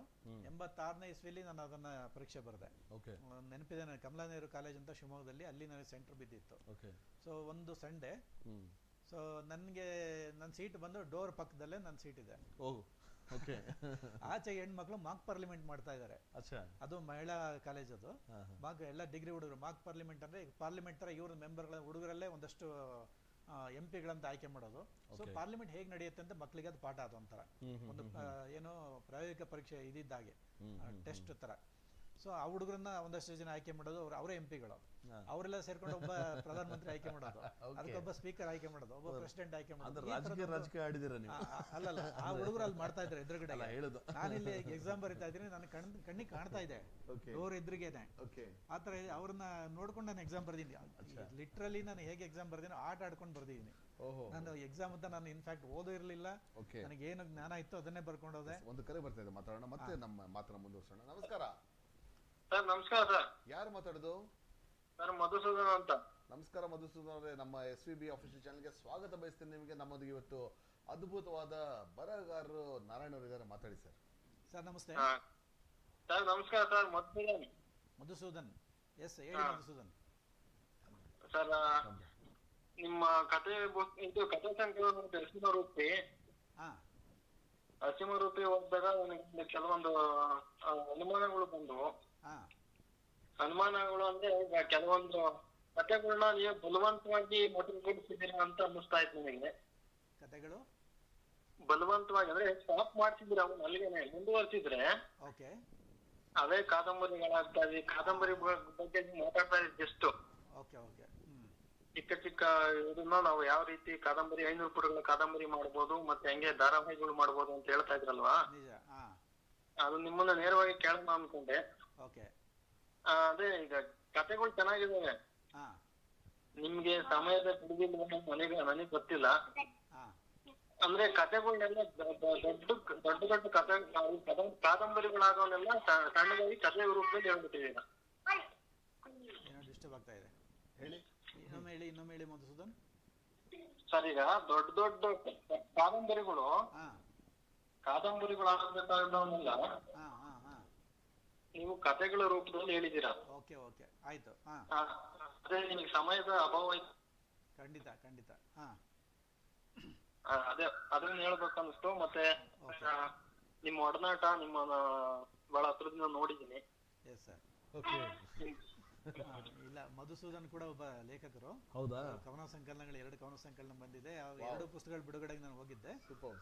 ಮಧುಸೂದನ್, ಏನಾಗುತ್ತೆ, ಒಂದು ನಾನು ಉದ್ಯೋಗದಲ್ಲಿದ್ದೀನಿ, ಸಮಯಾವಕಾಶ ಸಿಗೋದಿಲ್ಲ. ಸೊ ಏನಾಗುತ್ತೆ, ನನಗೆ ಸಿಗೋದೇ ಶನಿವಾರ ಭಾನುವಾರ ರಜಾ ಇದ್ರೆ ಅದನ್ನ ಮಾತ್ರ. ಅದರಲ್ಲೂ ಒಂದು ವೇಳೆ ಎಲ್ಲರೂ ಹೊರಗಡೆ ಜೊತೆ ಹೋದೆ ಅಥವಾ ಊರಿಗೆ ಹೋದ್ರೆ ಆ ಟೈಮು ಸಿಗೋದಿಲ್ಲ. ಸೊ ಸಿಕ್ಕಿ ಸಮಯದಲ್ಲಿ ನಾನು ಏನಾದ್ರು ಒಂದಷ್ಟು ಬರೀಬೇಕು, ನನ್ನ ಒಳಗಿನ ಏನು ತುಡಿತಗಳಿರ್ತಾವೆ ಅವೆಲ್ಲ ಆಗೋದು. ಆಯ್ತಾ. ಒಂದು ಆ ಸಂದರ್ಭದಲ್ಲಿ ಯಾವುದೋ ಒಂದು ತಲೆಯಲ್ಲಿ ಒಂದು ಕಥಾ ವಸ್ತು ಕೊರಿತಾ ಇರ್ತದೆ. ಯಾರಾದ್ರೂ ಪತ್ರಿಕೆಯವರು ಆ ಸಂದರ್ಭದಲ್ಲಿ ಏನೋ ಒಂದು ಕತೆ ಕೊಡಿ ಅಂತ ಕೇಳಿರ್ತಾರೆ, ಕಾದಂಬರಿ ಕೊಡಿ ಅಂತ ಕೇಳೋದು ಬಹಳ ಅಪರೂಪ. ಆದ್ರೆ ಕತೆ ಕೊಡಿ ಅಂತ ತುಂಬಾ ಜನ ಕೇಳ್ತಾ ಇರ್ತಾರೆ. ಆವಾಗ ಏನಾಗುತ್ತೆ, ಆ ಏನು ಕಥಾ ವಸ್ತು ಇರುತ್ತೆ ಅದನ್ನ ಒಂದು ಕತೆ ಫ್ರೇಮ್ ಒಳಗೆ ತಂದು ಕೊಡ್ಲಿಕ್ಕೆ ಪ್ರಯತ್ನ ಪಡ್ತೀವಿ. ಹಾಗಾಗಿ ಹೇಳಿ. ಅಸೀಮ ರೂಪಿನಲ್ಲಿ ನನಗೆ ಸೇತು ಬಂಧ ಅನ್ನೋ ಒಂದು ಕತೆ ಬಹಳ ಇಷ್ಟ ಆಯ್ತು ಸರ್. ನಿಮ್ ರೂಟಿಂಗ್ ಅದು, ನಿಮ್ಮ ಊರ್ ಕಡೆದು. ಮತ್ತೆ ಅದರಲ್ಲಿ ಮತ್ತೆ ಇನ್ನೊಂದು ಅಪೂರ್ವ ಮತಿ ಅಂತ ಒಂದು ಕತೆ ಇದೆ ಅಲ್ಲ. ಹೌದು ಹೌದು. ಅದು ಅಂದ್ರೆ ಅದರಲ್ಲಿ 3-4 ತುಂಬಾ ದೊಡ್ಡದಾದ ಕಾದಂಬರಿಗಳಾಗಂತ ಇದಾವ. ಖಂಡಿತ ನಾವು ಮಾಡ್ಬೋದಾಗಿತ್ತು ಅಂತ ನಮ್ಮ ಅನಿಸಿಕೆ. ನನ್ನ ತರನೇ ನನ್ನ ಅರ್ಧಾಂಗಿ ಅಂದ್ರೆ ನಮ್ಮ ಮಿಸಸ್ ಕೂಡ ನಿಮ್ಮ ಅಭಿಮಾನಿ. ಮತ್ತೆ ಅವ್ರು ಬಂದು ಅವ್ರು ಓದಿ ಈ ತರ ಮಾಡ್ಬೋದಾಗಿತ್ತಲ್ವಾ, ಇನ್ನು ಯಾಕೆ ಇವ್ರು ಅಷ್ಟಕ್ಕೆ ನಿಲ್ಸಿದ್ದಾರೆ. ಖಂಡಿತ. ಈಗ ಕಾದಂಬರಿ ಬರೀಲಿಕ್ಕೆ ನಾ ಹೇಳಿದ್ನಲ್ಲ, ಈಗ ಟೆಸ್ಟ್ ಮ್ಯಾಚ್ ಅಂತ ಹೇಳಿ ಅಷ್ಟೊಂದು ಸಮಯ ಅವಕಾಶ ನಮ್ಮ ಹತ್ರ ಇಲ್ಲ ಅಲ್ವಾ. ಪ್ರತಿಯೊಂದು ಕಥೆನೂ ಒಂದು ಕಾದಂಬರಿ ಬರೀಬೇಕು ಅನ್ನೋ ಒಂದು ಕಾದಂಬರಿ ಬರೀಬೇಕು. ನಮ್ದು ಏನಂದ್ರೆ ನಮ್ಗಿರೋ ಕಾಲಾವಕಾಶದಲ್ಲಿ ಒಂದು ಪಂಚವಾರ್ಷಿಕ ಯೋಜನೆ 5 ವರ್ಷಗಳ ತಗೋತೀವಿ ಒಂದೊಂದು ಕಾದಂಬರಿ ಬರೀಲಿಕ್ಕೆ. I am not express reader. ನಮ್ಮ ತುಂಬಾ ಜನ ನನ್ನ ಸ್ನೇಹಿತರುಗಳಿದ್ದಾರೆ. ಒಂದು 15 ದಿನ ತಿಂಗಳಲ್ಲಿ ಒಂದು 500-400 ಪುಟಗಳ ಕಾದಂಬರಿ ಬರ್ಬೋದು. ಒಂದು ನಿಮಿಷ. ಮಧುಸೂದನ್ ಕೇಳ್ತಾ ಇದೆಯಾ? ಅದೇ ಆತರ ನನಗೆ ಅಷ್ಟು ಎಕ್ಸ್ಪ್ರೆಸ್ ರೈಟರ್ ಅಲ್ಲ ನಾನು. ತುಂಬಾ ನಿಧಾನವಾಗಿ ಬರೆಯಂತ. ಆ ಕಾರಣಕ್ಕೋಸ್ಕರ ನಾನು ಕಥೆನ ಚೂಸ್ ಮಾಡ್ಕೋತೀನಿ ಕಾದಂಬರಿಯಿಂದ ಹೆಚ್ಚಾಗಿ. ಯಾಕಂದ್ರೆ ನಾನು ಓದುಗನಾಗಿ ಕೇಳ್ತಾ ಇದ್ದೀನಿ ಅಂದ್ರೆ ನಮ್ಗೆ ಇನ್ನೂ ಅದ್ರಲ್ಲಿ ಇನ್ನೂ ಮುಂದುವರಿಸಬಹುದಾಯ್ತು. ಅಲ್ಲ, ಖಂಡಿತ ಮುಂದುವರಿಸಬಹುದು. ಮುಂದೆ ನೋಡೋಣ. ಈಗ ರಿಟೈರ್ ಆದ್ಮೇಲೆ ಏನಾದ್ರು ಕಲಾವಕಾಶಗಳು ಮತ್ತೊಬ್ರು ಇದ್ದಾರೆ. ನಮಸ್ಕಾರ ಸರ್. ನಮಸ್ಕಾರ. ತಮ್ಮ ಹೆಸರು? ದಾವಣಗುಂಡೆ ಪಿ ಚಿತ್ರಣ್ಣ ಅಂತ ಹೇಳಿ. ಚಿತ್ರಣ್ಣ ನಮಸ್ಕಾರ. ಹೇಳಿ. ಚಿತ್ರಣ್ಣ ಅವರು. ಓಕೆ ಸರ್, ನಮಸ್ಕಾರ ಸರ್. ನಾನು ಕನ್ನಡಿಗ ನಾರಾಯಣ್ ಸರ್ ಅವರ ಅಭಿಮಾನಿ ಸರ್. ಅಭಿಮಾನಿ ಮತ್ತೆ ಓದುಗ. ಹೇಳಿ ಚಿತ್ರಣ್ಣ. ಸರ್, ಕನ್ನಡ ನಾಡಿಗೆ ದ್ವಾಪರ ಎನ್ನುವಂತಹ ಬಹು ದೊಡ್ಡ ಅದ್ಭುತವಾದಂತಹ ವೈಜ್ಞಾನಿಕ ಕೃತಿ ಕೊಟ್ಟಂತಹ ಕನ್ನಡಿಗ ನಾರಾಯಣ್ ಸರ್ ಅವರಿಗೆ ಅಭಿನಂದನೆಗಳು ಸರ್. ಧನ್ಯವಾದ ಚಿತ್ರಣ್ಣ. ಸರ್, ನಾನು ಅದನ್ನ ಕೃತಿ ಓದಿದಾಗ ತುಂಬಾ ವೈಜ್ಞಾನಿಕ ಅನ್ನಿಸ್ತು ಸರ್. ಯಾಕಂದ್ರೆ ಭಗವದ್ಗೀತೆ ಮಹಾಭಾರತ ಏನಿದೆ ಅದು ಇತ್ತೀಚಿನ ಜನಗಳಿಗೆ ತುಂಬಾ ಕಷ್ಟಕರವಾದಂತಹ ಒಂದು ಸಬ್ಜೆಕ್ಟ್. ಅದನ್ನ ವೈಜ್ಞಾನಿಕವಾಗಿ ಸರಳೀಕರಿಸಿ 21ನೇ ಶತಮಾನದ ಜನಕ್ಕೂ ಕೂಡ ತಲುಪಿಸುವಂತ ಪ್ರಯತ್ನನ ನಮ್ಮ ನಾರಾಯಣ್ ಸರ್ ಅವ್ರು ಮಾಡಿರ್ತಾರೆ. That is a great contribution I can say. Yes sir, ಅದನ್ನ ಓದಿದಾಗ ನನಗೆ ತುಂಬಾ ಹೆಮ್ಮೆ ಅನ್ನಿಸ್ತು ಸರ್ ಅವ್ರ ಬಗ್ಗೆ ಅಲ್ವಾ. ಸರ್. ಚಿತ್ರಣ್ಣ, ನಾವು ಲೇಖಕರಾಗಿ ಏನಾದ್ರು ಒಂದು ಹೊಸದನ್ನ ಕೊಡ್ಬೇಕಲ್ವಾ ಸಾಹಿತ್ಯಕ್ಕೆ. ಎಲ್ಲರೂ ಕೊಟ್ಟಿದ್ದನ್ನ ನಾವು ಕೊಟ್ರೆ ಅದ್ರಲ್ಲಿ ಏನಿರುತ್ತೆ, ಏನಾದ್ರು ಒಂದು ಹೊಸತನ ಕೊಡ್ಬೇಕು. ನಮ್ಗೀಗ ಎಷ್ಟೊಂದು ವೈಜ್ಞಾನಿಕ ಅವಕಾಶಗಳು ಅನುಕೂಲತೆಗಳು ನಮ್ಗೆ ಲಭಿಸಿದೆ. ಆ ದೃಷ್ಟಿಕೋನದಲ್ಲಿ ಒಂದು ಈಗ ಸುಮಾರು ಒಂದು 4-5 ಸಾವಿರ ವರ್ಷಗಳ ಹಿಂದಿನ ರಾಮಾಯಣದ ಕಥೆಯನ್ನ, ಮಹಾಭಾರತ ಕಥೆಯನ್ನ ಅದೇ ರೀತಿ ನಾವು ಮುಂದುವರ್ಸ್ಕೊಂಡು ಹೋಗ್ತಾ ಇದ್ದೀವಿ. ಪಾರಾಯಣದ ಮೂಲಕ ಮುಂದುವರ್ಸ್ಕೊಂಡು ಹೋಗ್ತಾ ಇದ್ದೀವಿ, ಅದನ್ನ ಪಠಣ ಮಾಡ್ತಾ ಇದ್ದೀವಿ. ಆದ್ರೆ ಅದ್ರಲ್ಲಿ ಏನೋ ಒಂದು ವೈಜ್ಞಾನಿಕ ಅಂಶ ಇದೆ, ಅದನ್ನ ನಾವು ಗುರುತಿಸೋಣ. ಸೊ ನಮ್ಗೆ ಇಷ್ಟೊಂದು ವೈಜ್ಞಾನಿಕ, ನಾವು ಈ ಬಹುಪಾಲು ಈ ಸ್ವಾತಂತ್ರ್ಯ ನಂತರ ನಮ್ಗೆ ಎಷ್ಟೊಂದು ಅನುಕೂಲತೆಗಳು ಸಿಕ್ಕಿದೆ. ಸೊ ಅದು ನಮ್ಮ ಮುಂದಿನ ಜನರೇಷನ್ ನಾವು ಅದು ಕಾಂಟ್ರಿಬ್ಯೂಟ್ ಮಾಡ್ಬೇಕಲ್ವಾ. ಹಾಗಾಗಿ ಒಂದು ಮೂಲಭೂತವಾದಂತ ಒಂದು ಕೃತಿಯನ್ನ ಈಗೂ ನೋಡಬಹುದು, ಆ ಸಾಧ್ಯತೆ ಹೀಗೂ ಇರಬಹುದಾ ಅನ್ನೋದಕ್ಕೆ ಒಂದು ಪ್ರಯೋಗ ಮಾಡ್ಲಿಕ್ಕೆ ಹೋದಂತ ಕೃತಿ ಅದು ದ್ವಾಪರ. ಹೌದು ಸರ್. ಅಲ್ಲ, ಕನ್ನಡ ಯಾಕೆ ಹೇಳ್ತೀನಿ ಅಂದ್ರೆ ಕನ್ನಡಿಗರು ಇವತ್ತು ಬಹಳಷ್ಟು ಮೂಢನಂಬಿಕೆಗಳ ಕೃತಿಗಳನ್ನ ಓದೋ ಬದಲು ಆ ವೈಜ್ಞಾನಿಕವಾದ ಕೃತಿನ ಓದಿದಾಗ ಬಹಳಷ್ಟು ವಿಚಾರ ತಿಳ್ಕೊಂಡಂಗಾಗುತ್ತೆ ಸರ್. ಅದಕ್ಕೆ ತುಂಬಾ ಅದ್ಭುತವಾದ ಕೊಡುಗೆ ಸರ್ ನಿಮ್ದು. ಧನ್ಯವಾದ ಚಿತ್ರಣ್ಣ. Great contribution. ಎಸ್. ಹೌದು sir. Thank you sir. Thank you so much for calling. ಕರೆ ಮಾಡಿದ್ದಕ್ಕೆ ಥ್ಯಾಂಕ್ ಯು ಸರ್. ಧನ್ಯವಾದ Chitranna. Thank you sir. Yes. Actually ಮುಂದೆ ನಮ್ಮ ಪ್ರಶ್ನೆ ಇತ್ತದು, ಅವರು ಅದರ ಮಾತಾಡಿದ್ರು, ಮತ್ತು ಅದ್ರ ಬಗ್ಗೆ ಮತ್ತೆ ಮಾತಾಡೋಣ. ಸೊ ತಾವು ಬೇರೆ ವಿಷಯ ಹೇಳ್ತಿದ್ರಿ, ಅದನ್ನು ಮುಂದುವರಿಸಿ.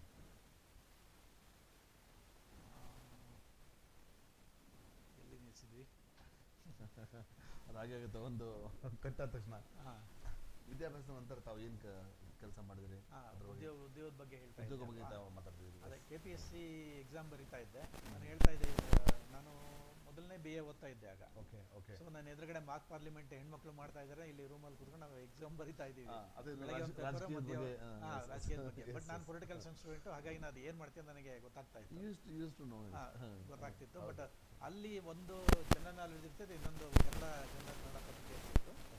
ಭಾಳ ಮಜಾ ಅಂದರೆ ಅಷ್ಟೊತ್ತಿಗೆ ನಾನು ಕಾಂಡ ಅಂತ ಒಂದು ಕಾದಂಬರಿ ಬರೆದಿದ್ದೆ. ಓಕೆ. ಅದು ರಾಮಾಯಣದ ಬಗ್ಗೆ. ಈಗ ದ್ವಾಪರ ಅಂತ ಏನು ಹೇಳಿದ್ರು ನಮ್ಮ ಸ್ನೇಹಿತರೊಬ್ರು, ಅದು ಮಹಾಭಾರತದ ಬಗ್ಗೆ ಇದೆ. ಹೌದು. ಕಾಂಡ ಅಂತ ರಾಮಾಯಣದ ಬಗ್ಗೆ ಒಂದು ವೈಜ್ಞಾನಿಕ ವಿಶ್ಲೇಷಣೆ, ವೈಚಾರಿಕ. ಹೌದು ಹೌದು. ಅದನ್ನು ನಾನು ಬರೆದಾಗ ನಾನು ಮೊದಲನೇ BA ಓದ್ತಾ ಇದ್ದೆ. ಸೊ ಅಲ್ಲಿ ಒಂದು ಪ್ರಶ್ನೆ ಇತ್ತು, ಯಾವುದು ನನ್ನ ಕಾಂಪಿಟೇಟಿವ್ ಎಕ್ಸಾಮ್ KPSC ಬರಿತಾ ಒಂದು ಪ್ರಶ್ನೆ ಇತ್ತು. ಅಲ್ಲಿ ಆ ಪ್ರಶ್ನೆಗೆ ಪರ್ವ SL ಭೈರಪ್ಪ ಅವ್ರ ಪರ್ವ ಮತ್ತು ನನ್ನ ಕಾಂಡ ಕಾದಂಬರಿ ಇಟ್ಕೊಂಡು ಕಮ್ಮನಾಡಿಗ ನಾರಾಯಣ ಅವರಿಂದ ಕಾದಂಬರಿ ಬರೆದಿದ್ದಾರೆ. ನನಗೆ ಯಾವ್ದು ಪಬ್ಲಿಷ್ ಆಗಿಲ್ಲ ಪುಸ್ತಕ, ಬಟ್ ಆ ಪ್ರಶ್ನೆಗೆ ರೆಲೆವೆಂಟ್ ಅನ್ನಿಸ್ತು. ಆ ಉತ್ತರ ಅದನ್ನ ಬರೆದಿದ್ದು ಸುಮಾರು ಒಂದು 5-6 ಪುಟ ಬರೀಬೇಕಾಗಿತ್ತು. 20 ಮಾರ್ಕ್ಸಿನ ಪ್ರಶ್ನೆ. ಅದರಲ್ಲಿ ನನ್ನ ಪುಸ್ತಕದ ಬಗ್ಗೆ ನಾನೇ ಬರೆದಿದ್ದೀನಿ. ನೀವೇ ಬರ್ದಿರಾ? ಓಕೆ. ಆದರೆ ಅಲ್ಲಿ ಒಬ್ಬ ಲೇಖಕನಾಗಿ ಒಬ್ಬ ಲೇಖಕನಾಗಿ ಈ ಥರದ ಒಂದು ಪುಸ್ತಕ ಇದೆ. ಆ ಪುಸ್ತಕದಲ್ಲಿ ಸಂದರ್ಭಗಳು ಈ ರೀತಿ ಹೇಳ್ತಾ ಇದೆ, ಅಲ್ಲಿ ಪರ್ವದಲ್ಲಿ ಮಹಾಭಾರತದ ಬಗ್ಗೆ ಭೈರಪ್ಪನವರು ಈ ರೀತಿ ಹೇಳ್ತಾ ಇದ್ದಾರೆ ಅನ್ನೋ ಈ ಥರದ ವೈಚಾರಿಕ ಅಂಶಗಳನ್ನ ಕೂಡ ಅಲ್ಲಿ ಎಕ್ಸ್ಪ್ರೆಸ್ ಮಾಡ್ತೀವಿ. ಹೌದು, ಆ ಥರದ ಒಂದು ಪ್ರಬಂಧ ಬರೆಯುವಂಥ ಅವಕಾಶ ಇತ್ತು, ಬರೆದಿದ್ದು. ಹಾಗಾಗಿ ನನ್ನ ಪ್ರಶ್ನೆ ಉತ್ತರ ಪತ್ರಿಕೆಯಲ್ಲಿ ನನ್ನ ಪುಸ್ತಕದ ಬಗ್ಗೆನೇ ಬರೆದಂಥ ಒಂದು ವಿಚಿತ್ರವಾದ ಸಂದರ್ಭ ಅದು. ಸೊ ಕಮ್ಮನಾಡಿಗ ಅನ್ನೋದು ಒಂದು ಪೆನ್ ನೇಮ್. ಅದು ಪೆನ್ ನೇಮ್. ಏನಾಗಿತ್ತು, ನಾನು ಆರಂಭದಲ್ಲಿ ಡಿಗ್ರಿ ಓದ್ಬೇಕಾದ್ರೆ PUC ಓದ್ಬೇಕಾರೆಲ್ಲ ಸಣ್ಣ ಸಣ್ಣ ಲೇಖನಗಳ ಪತ್ರಿಕೆ ಬರೆದು ಕೊಡ್ತಾ ಇದ್ದೆ. ಅಲ್ಲಿ ಸ್ಥಳೀಯ ಪತ್ರಿಕೆಗಳಿತ್ತು, ಒಂದು 7-8 ಪತ್ರಿಕೆಗಳಿತ್ತು. ಸೊ ಅಲ್ಲಿ ಬರೆದಾಗ ಏನಾಗ್ತಾ ಇತ್ತು, ನನ್ನ ಹೆಸರು ಎಲ್ಲರಿಗೂ ಗೊತ್ತಾಗ್ತಾ ಇತ್ತು. ಸೊ ಒಂದಷ್ಟು ಪ್ರತಿರೋಧಗಳು ಬರ್ತಾ ಇತ್ತು. ಈ ತರಂಗದಲ್ಲಿ ಒಂದು ಕತೆ ಬಂದಾಗ ಒಂದು ಪಾತ್ರದ ಹೆಸರು ಆಕಸ್ಮಿಕವಾಗಿ ಶಿವರುದ್ರಪ್ಪ ಅಂತ ಇತ್ತು, ಒಂದು ಮಂಡಲ ಪಂಚಾಯತಿ ಪ್ರಧಾನ ಅಂತ. ನಮ್ಮೂರಲ್ಲಿ ನಮ್ಮ ಎದುರುಗಡೆ ಆ ಕಡೆ ಮನೆಯಲ್ಲಿ ಒಬ್ರು ಶಿವರುದ್ರಪ್ಪ ಅಂತ ಇತ್ತು. ನಿಂಗೆ ಹೆಂಗೆ ಗೊತ್ತಾ, ಕತೆ ಬರೆಯುವಾಗ ಏನೋ ಒಂದು ನೆನಪಾಗುತ್ತೆ, ಯಾವ್ದೋ ಒಂದು ಬಂತು, ಆ ಹೆಸರನ್ನ ಇಟ್ಟಿದ್ದೀನಿ. ಅಲ್ಲಿಂದ ಲಿಂಕ್ ಆಗಿ ಅವರು ನನ್ನ ಬಗ್ಗೆ ಬರೆದ್ಬಿಟ್ಟವ್ರೆ, ಹಂಗೆ ಮಾಡ್ತೀವಿ ಹಿಂಗೆ ಮಾಡ್ತೀವಿ ಅನ್ನೋ ಥರ ಬೆದರಿಕೆಗಳು ಅಲ್ಲಿಂದ. ಓಕೆ. ಅದಕ್ಕೆ ಏನು ಮಾಡಿದೆ, ಈ ಥರದ ಥ್ರೆಟನಿಂಗ್ ಕಾಲ್ಗಳು. ಅವಾಗಿನ ಫೋನ್ ಇರಲಿಲ್ಲ, ನೇರವಾಗಿ. ಬಟ್ ಅಲ್ಲೇನು ಅದನ್ನ ಪಾತ್ರವನ್ನು ನಾವೇನು ಕೆಟ್ಟ ಚಿತ್ರಿಸಿರ್ಲಿಲ್ಲ. ಬಟ್ ಅವ್ರಿಗೆ ಓದಕ್ ಬರಲ್ವೇ, ಯಾರೋ ಸ್ವಲ್ಪ ಅವ್ರು ಇವ್ರು ಹೇಳಿದ್ರು ಅಂತ ಮ್ಯಾಟ್ರ್ ಓದ್ಬೇಕಲ್ಲ ಏನಂತ ಅದನ್ನ ಅರ್ಥ ಮಾಡ್ಕೊಳ್ಳೋಷ್ಟು ಶಕ್ತಿ ಅವ್ರಿಗೆ ಇರಲಿಲ್ಲ. ಅದಕ್ಕೆ ಏನು ಮಾಡಿದೆ ನಾನು, ಇದು ಯಾಕೋ ಎಡವಟ್ಟಾಗ್ತಾ ಇದೆ ನನ್ನ ಹೆಸರಲ್ಲಿ ಬರೆಯೋದು ಅಂತ ಏನು ಮಾಡಿದೆ, ಪೆನ್ನೇ ಇಟ್ಕೊಳ್ಳೋಣ ಅಂತ. ಕುವೆಂಪು ಹೇಗೆ ಇಟ್ಕೊಂಡ್ರು, ಕುವೆಂಪು ಕುಪ್ಪಳ್ಳಿ ವೆಂಕಟಪ್ಪ ಪುಟ್ಟಪ್ಪ. ಹೌದು. ಸರಿ, ನನ್ನ ಹೆಸರು ಇಟ್ಕೋಬೋದು. ಹಾಗೆ ನನ್ನ ತಂದೆ ಹೆಸರು ಕಂಬಯ್ಯ, ಕಮ್ ತಗೊಂಡೆ. ಕಮ್ ತಗೊಂಡ್ರಲ್ಲಿ ನಾರಾಯಣ ನಾ ತಗೊಂಡೆ. ಅಷ್ಟನ್ನೇ ಮಾಡೋದು ಸರಿ ಹೋಗ್ಲಿಲ್ವಲ್ಲ ಅಂತ ಇನ್ನೇನೋ ಹಂಗೆ ಮಾಡಿ ಏನೇನೋ ಮಾಡಿದೆ. ಕೊನೆಗೆ ಕಮ್ಮನಾಡಿಗ ಅಂತ ಹೇಳಿದ್ರೆ ಕನ್ನಡಿಗ ಅಂತ ಹೆಸರು ಬರುತ್ತಲ್ವಾ, ಕನ್ನಡಿಗ. ನಾನು ಇನ್ನೂ ಇಂಗ್ಲಿಷ್ ಬಗ್ಗೆ ಇರಲಿಲ್ಲ ಆಗ, ನಾನು ಕನ್ನಡಿಗ. ಸೊ ನಮ್ಮೂರ ಹೆಸರು ಗಾಡಿಕೊಪ್ಪ ಅಂತ. ಆ ಗಾಡಿಕೊಪ್ಪದ ಅಕ್ಷರನ ಡಿಗ ಉಲ್ಟಾ ಮಾಡಿ ಕಮ್ಮನಾಡಿಗ ಅಂತ ಪೆನ್ನೇಮ್ ಮಾಡಿಕೊಂಡು ಆ ಪೆನ್ನೇಮಲ್ಲಿ ಬರಿತಾ ಹೋದ. ಈ ನಾಡಿಗೆ ಬನ್ನಿ ಅನ್ನೋದು ಆಯ್ತು. ನಮ್ಮ ಹಳೆಗನ್ನಡದಲ್ಲಿ ಕನ್ನಡಿಗರು ಅಂತಲೇ ಬರುತ್ತೆ ಅಲ್ವಾ. ಸೊ ಕನ್ನಡಿಗರು ಅನ್ನೋದು ಶಂಭಾ ಜೋಶಿ ಅವ್ರ ಅರ್ಥದಲ್ಲ. ಕನ್ನಡಿಗರು ಹಳೆಗನ್ನಡದಲ್ಲಿ ಕನ್ನಡಿಗರು ಅಂತಲೇ ಬರುತ್ತೆ, ಅಂದ್ರೆ ಕನ್ನಡಿಗರು ಅಂತ ಅರ್ಥ. ಶಂಭಾ ಜೋಶಿ ಅವ್ರ ಪುಸ್ತಕದಲ್ಲಿ ಕಮ್ನಾಡು, ಕಮ್ಮನಾಡಿಗರು ಈ ಥರದ್ದೇ ಬರ್ತವೆ. ನಾವು ಹಳೆಗನ್ನಡದಲ್ಲಿ ಕನ್ನಡಿಗರು ಅನ್ನೋ ಅರ್ಥದಲ್ಲಿ. ಸೊ ಆ ಥರದ್ರಿಂದ ಹಾಗಾಗಿ ಬೇರೆಯವರಿಂದ ಒಂದಷ್ಟು ಪ್ರತಿಭಟನೆ ತಪ್ಪಿಸ್ಕೊಳ್ಳೋಕ್ಕೋಸ್ಕರ ಕಮ್ಮನಾಡಿಗ ಅಂತ ಪೆನ್ನೇಮ್ ಇಟ್ಕೊಂಡೆ. ಅದು ಹೇಗಾಯ್ತು ಅಂದ್ರೆ ಈಗ ನಾನು ಬಿಡಬೇಕು ಅಂದ್ರೆ ಬಿಡೋಕ್ಕಾಗ್ತಾ ಇಲ್ಲ. ಸೊ ಬೇರೆಯವರೆಲ್ಲ ನೋಡಿದಾಗ ಅದೇನೋ ಒಂಥರ ವಿಚಿತ್ರ ಅನ್ಸುತ್ತಲ್ಲ ಅನ್ನೋ ಥರನೂ ಕೆಲವರು ಕೇಳ್ತಾರೆ. ಅದೇನೋ ಕಮ್ಮನಾಡಿಗ ಅದು ಬರೀಲಿಕ್ಕೆ ಎಷ್ಟು ಕೆಟ್ಟನಾಗಿ ಎಷ್ಟು ಜನ ಬರೆಯಕ್ಕೆ ಸಾಧ್ಯನೋ ಅಷ್ಟು ಜನ ಬರೆದ್ಬಿಟ್ಟಿದ್ದಾರೆ ಬೇರೆ ರೀತಿನ. ಅದನ್ನ ಕರಿನಾಡಿಗ ಅಂತ ಒಂದಷ್ಟು ಜನ ಬರ್ದಿದ್ದಾರೆ, ಸೊನ್ನೆನೋ ರೀ ಮಾಡಿದ್ದಾರೆ. ಭಾಳ ಹೇಳ್ಬಾರ್ದು, ಅದ್ರ ಬಗ್ಗೆ ನಾವು ಸಂಶೋಧನೆ ಮಾಡ್ಬೋದು, ಅಷ್ಟು ತಪ್ಪುಗಳನ್ನ ಮಾಡಿದ್ದಾರೆ. ಸೊ ನನ್ನ ಸ್ನೇಹಿತ ಶಿವಮೊಗ್ಗದಲ್ಲಿ ನನ್ನ ಕ್ಲಾಸ್ಮೇಟ್ ಕೂಡ ಅವರು ಕನ್ನಡ ಲೆಕ್ಚರ್ ವ್ಯಾಲ್ಯೂಯೇಷನ್ ಮಾಡಕ್ ಹೋದಾಗ ಅಲ್ಲೊಂದು ಟೆಕ್ಸ್ಟ್ ಆಗಿತ್ತು ಕುವೆಂಪು. ಆ ಹುಡುಗರು ಎಷ್ಟು ಅಪಭ್ರಂಶ ಮಾಡಿದ್ದಾರೆ ನನ್ನ ಹೆಸರು ಅಂತ ಹೇಳ್ತಾ ಇರ್ತಾರೆ, ತಮಾಷೆ ಮಾಡ್ಕೊಂಡು ಅವರು. ಸೊ ಇದು ಬರೆಯುವ ಹವ್ಯಾಸ ತಮಗೆ ಯಾವ ವಯಸ್ಸಲ್ಲಿ ಪ್ರಾರಂಭ ಆಯಿತು, ಮತ್ತೆ ಪ್ರೇರಣೆ ಎಲ್ಲಿಂದ ಸಿಕ್ತು? ಹೈಸ್ಕೂಲಲ್ಲಿ ಒಂದು ಕವಿತೆ ಬರೆದಿದ್ದು ನೆನಪಿದೆ. ಹೈಸ್ಕೂಲು ಅಲ್ಲ, ರಜೆ ಸಮಯದಲ್ಲಿ. ಅದಾದಮೇಲೆ ನಾನು ಆಗಲೇ ಹೇಳಿದಾಗ SLC ಇದ್ದಾಗ ನಾನು 8, 9ನೇ ಕ್ಲಾಸ್ನಿಂದ ಒಂದೆರಡು ಕವಿತೆ ಬರೆದಿದ್ದೆ. ಕವಿತೆ ಬರೆಯೋದು ನಾನು ಸ್ನೇಹಿತರಿಗೆ ತೊಗೊಂಡೋಗಿ ತೋರಿಸೋದು, ಇದೇ ಆಗಿದೆ. ಮೊದಲನೇ ಕವಿತೆನೇ ಕನ್ನಡದ ಬಗ್ಗೆ ಬರೆದಿದ್ದೆ, ಅದೀಗ ಸಿಕ್ಕಿಲ್ಲ, ಅದೆಲ್ಲ ಕಳೆದೋಗಿದೆ, ಅದು ನೆನಪಿದೆ ನನಗೆ. ಅದಾದಮೇಲೆ ಹೈಸ್ಕೂಲ್ ಯಾವಾಗ SLC ರಜಾ ಬಂತಲ್ಲ, ಸಮ್ಮರ್ ವೆಕೇಶನ್ ಇರುತ್ತಲ್ಲ, ಆ ಟೈಮಲ್ಲಿ ಅದೊಂದು ಕಾದಂಬರಿ ಬರೆದಿದ್ದು.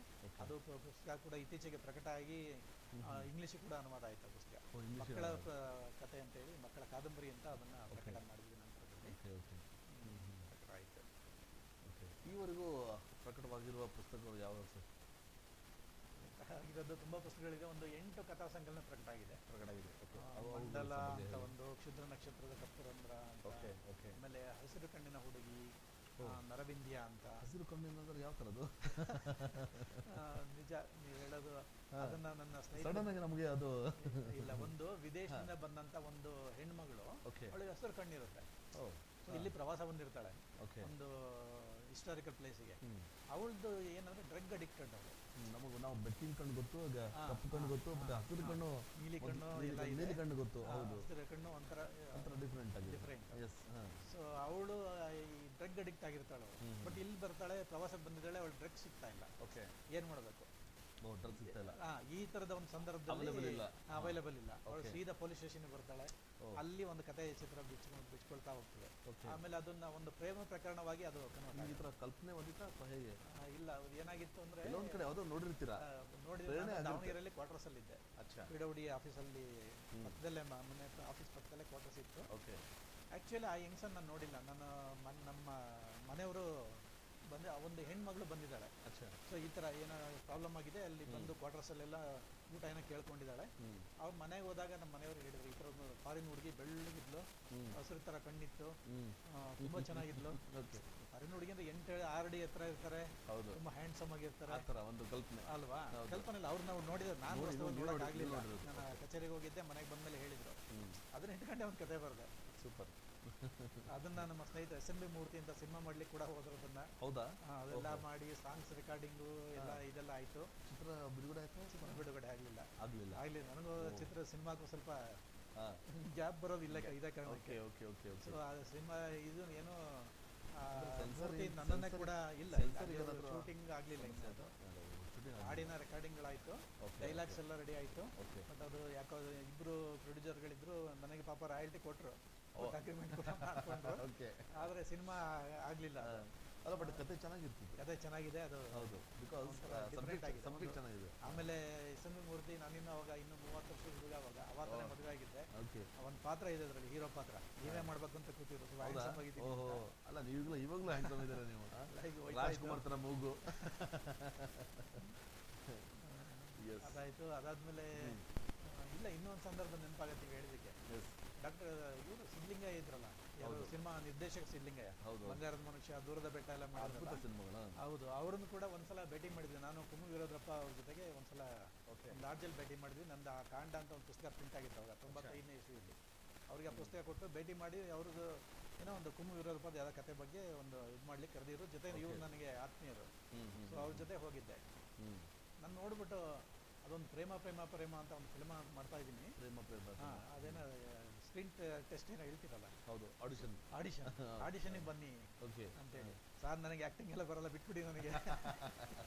ಕತೆ ಬರೆಯೋದಿಲ್ಲಿ, ಭೂಮಿ ಇದ್ದವರು ಇಲ್ಲ ಯಾರೇ ಆಕ್ಟಿಂಗ್ ಬರೋತ್ತ, ಡೈರೆಕ್ಟರ್ ಹೇಳ್ಕೊಡ್ತಾರೆ, ಬಾ ನೀನು ಹೂ ಅನ್ನು ಫಸ್ಟ್ ಅಂತ ನಮ್ಗೇನು ಜೋಶ್ ಕೊಟ್ಟರು. ಬಟ್ ನಮಗೆ ಬೇಡ ಸರ್, ಅದೆಲ್ಲ ನನಗೆ ಹೋಗದೇ ಇರೋದು.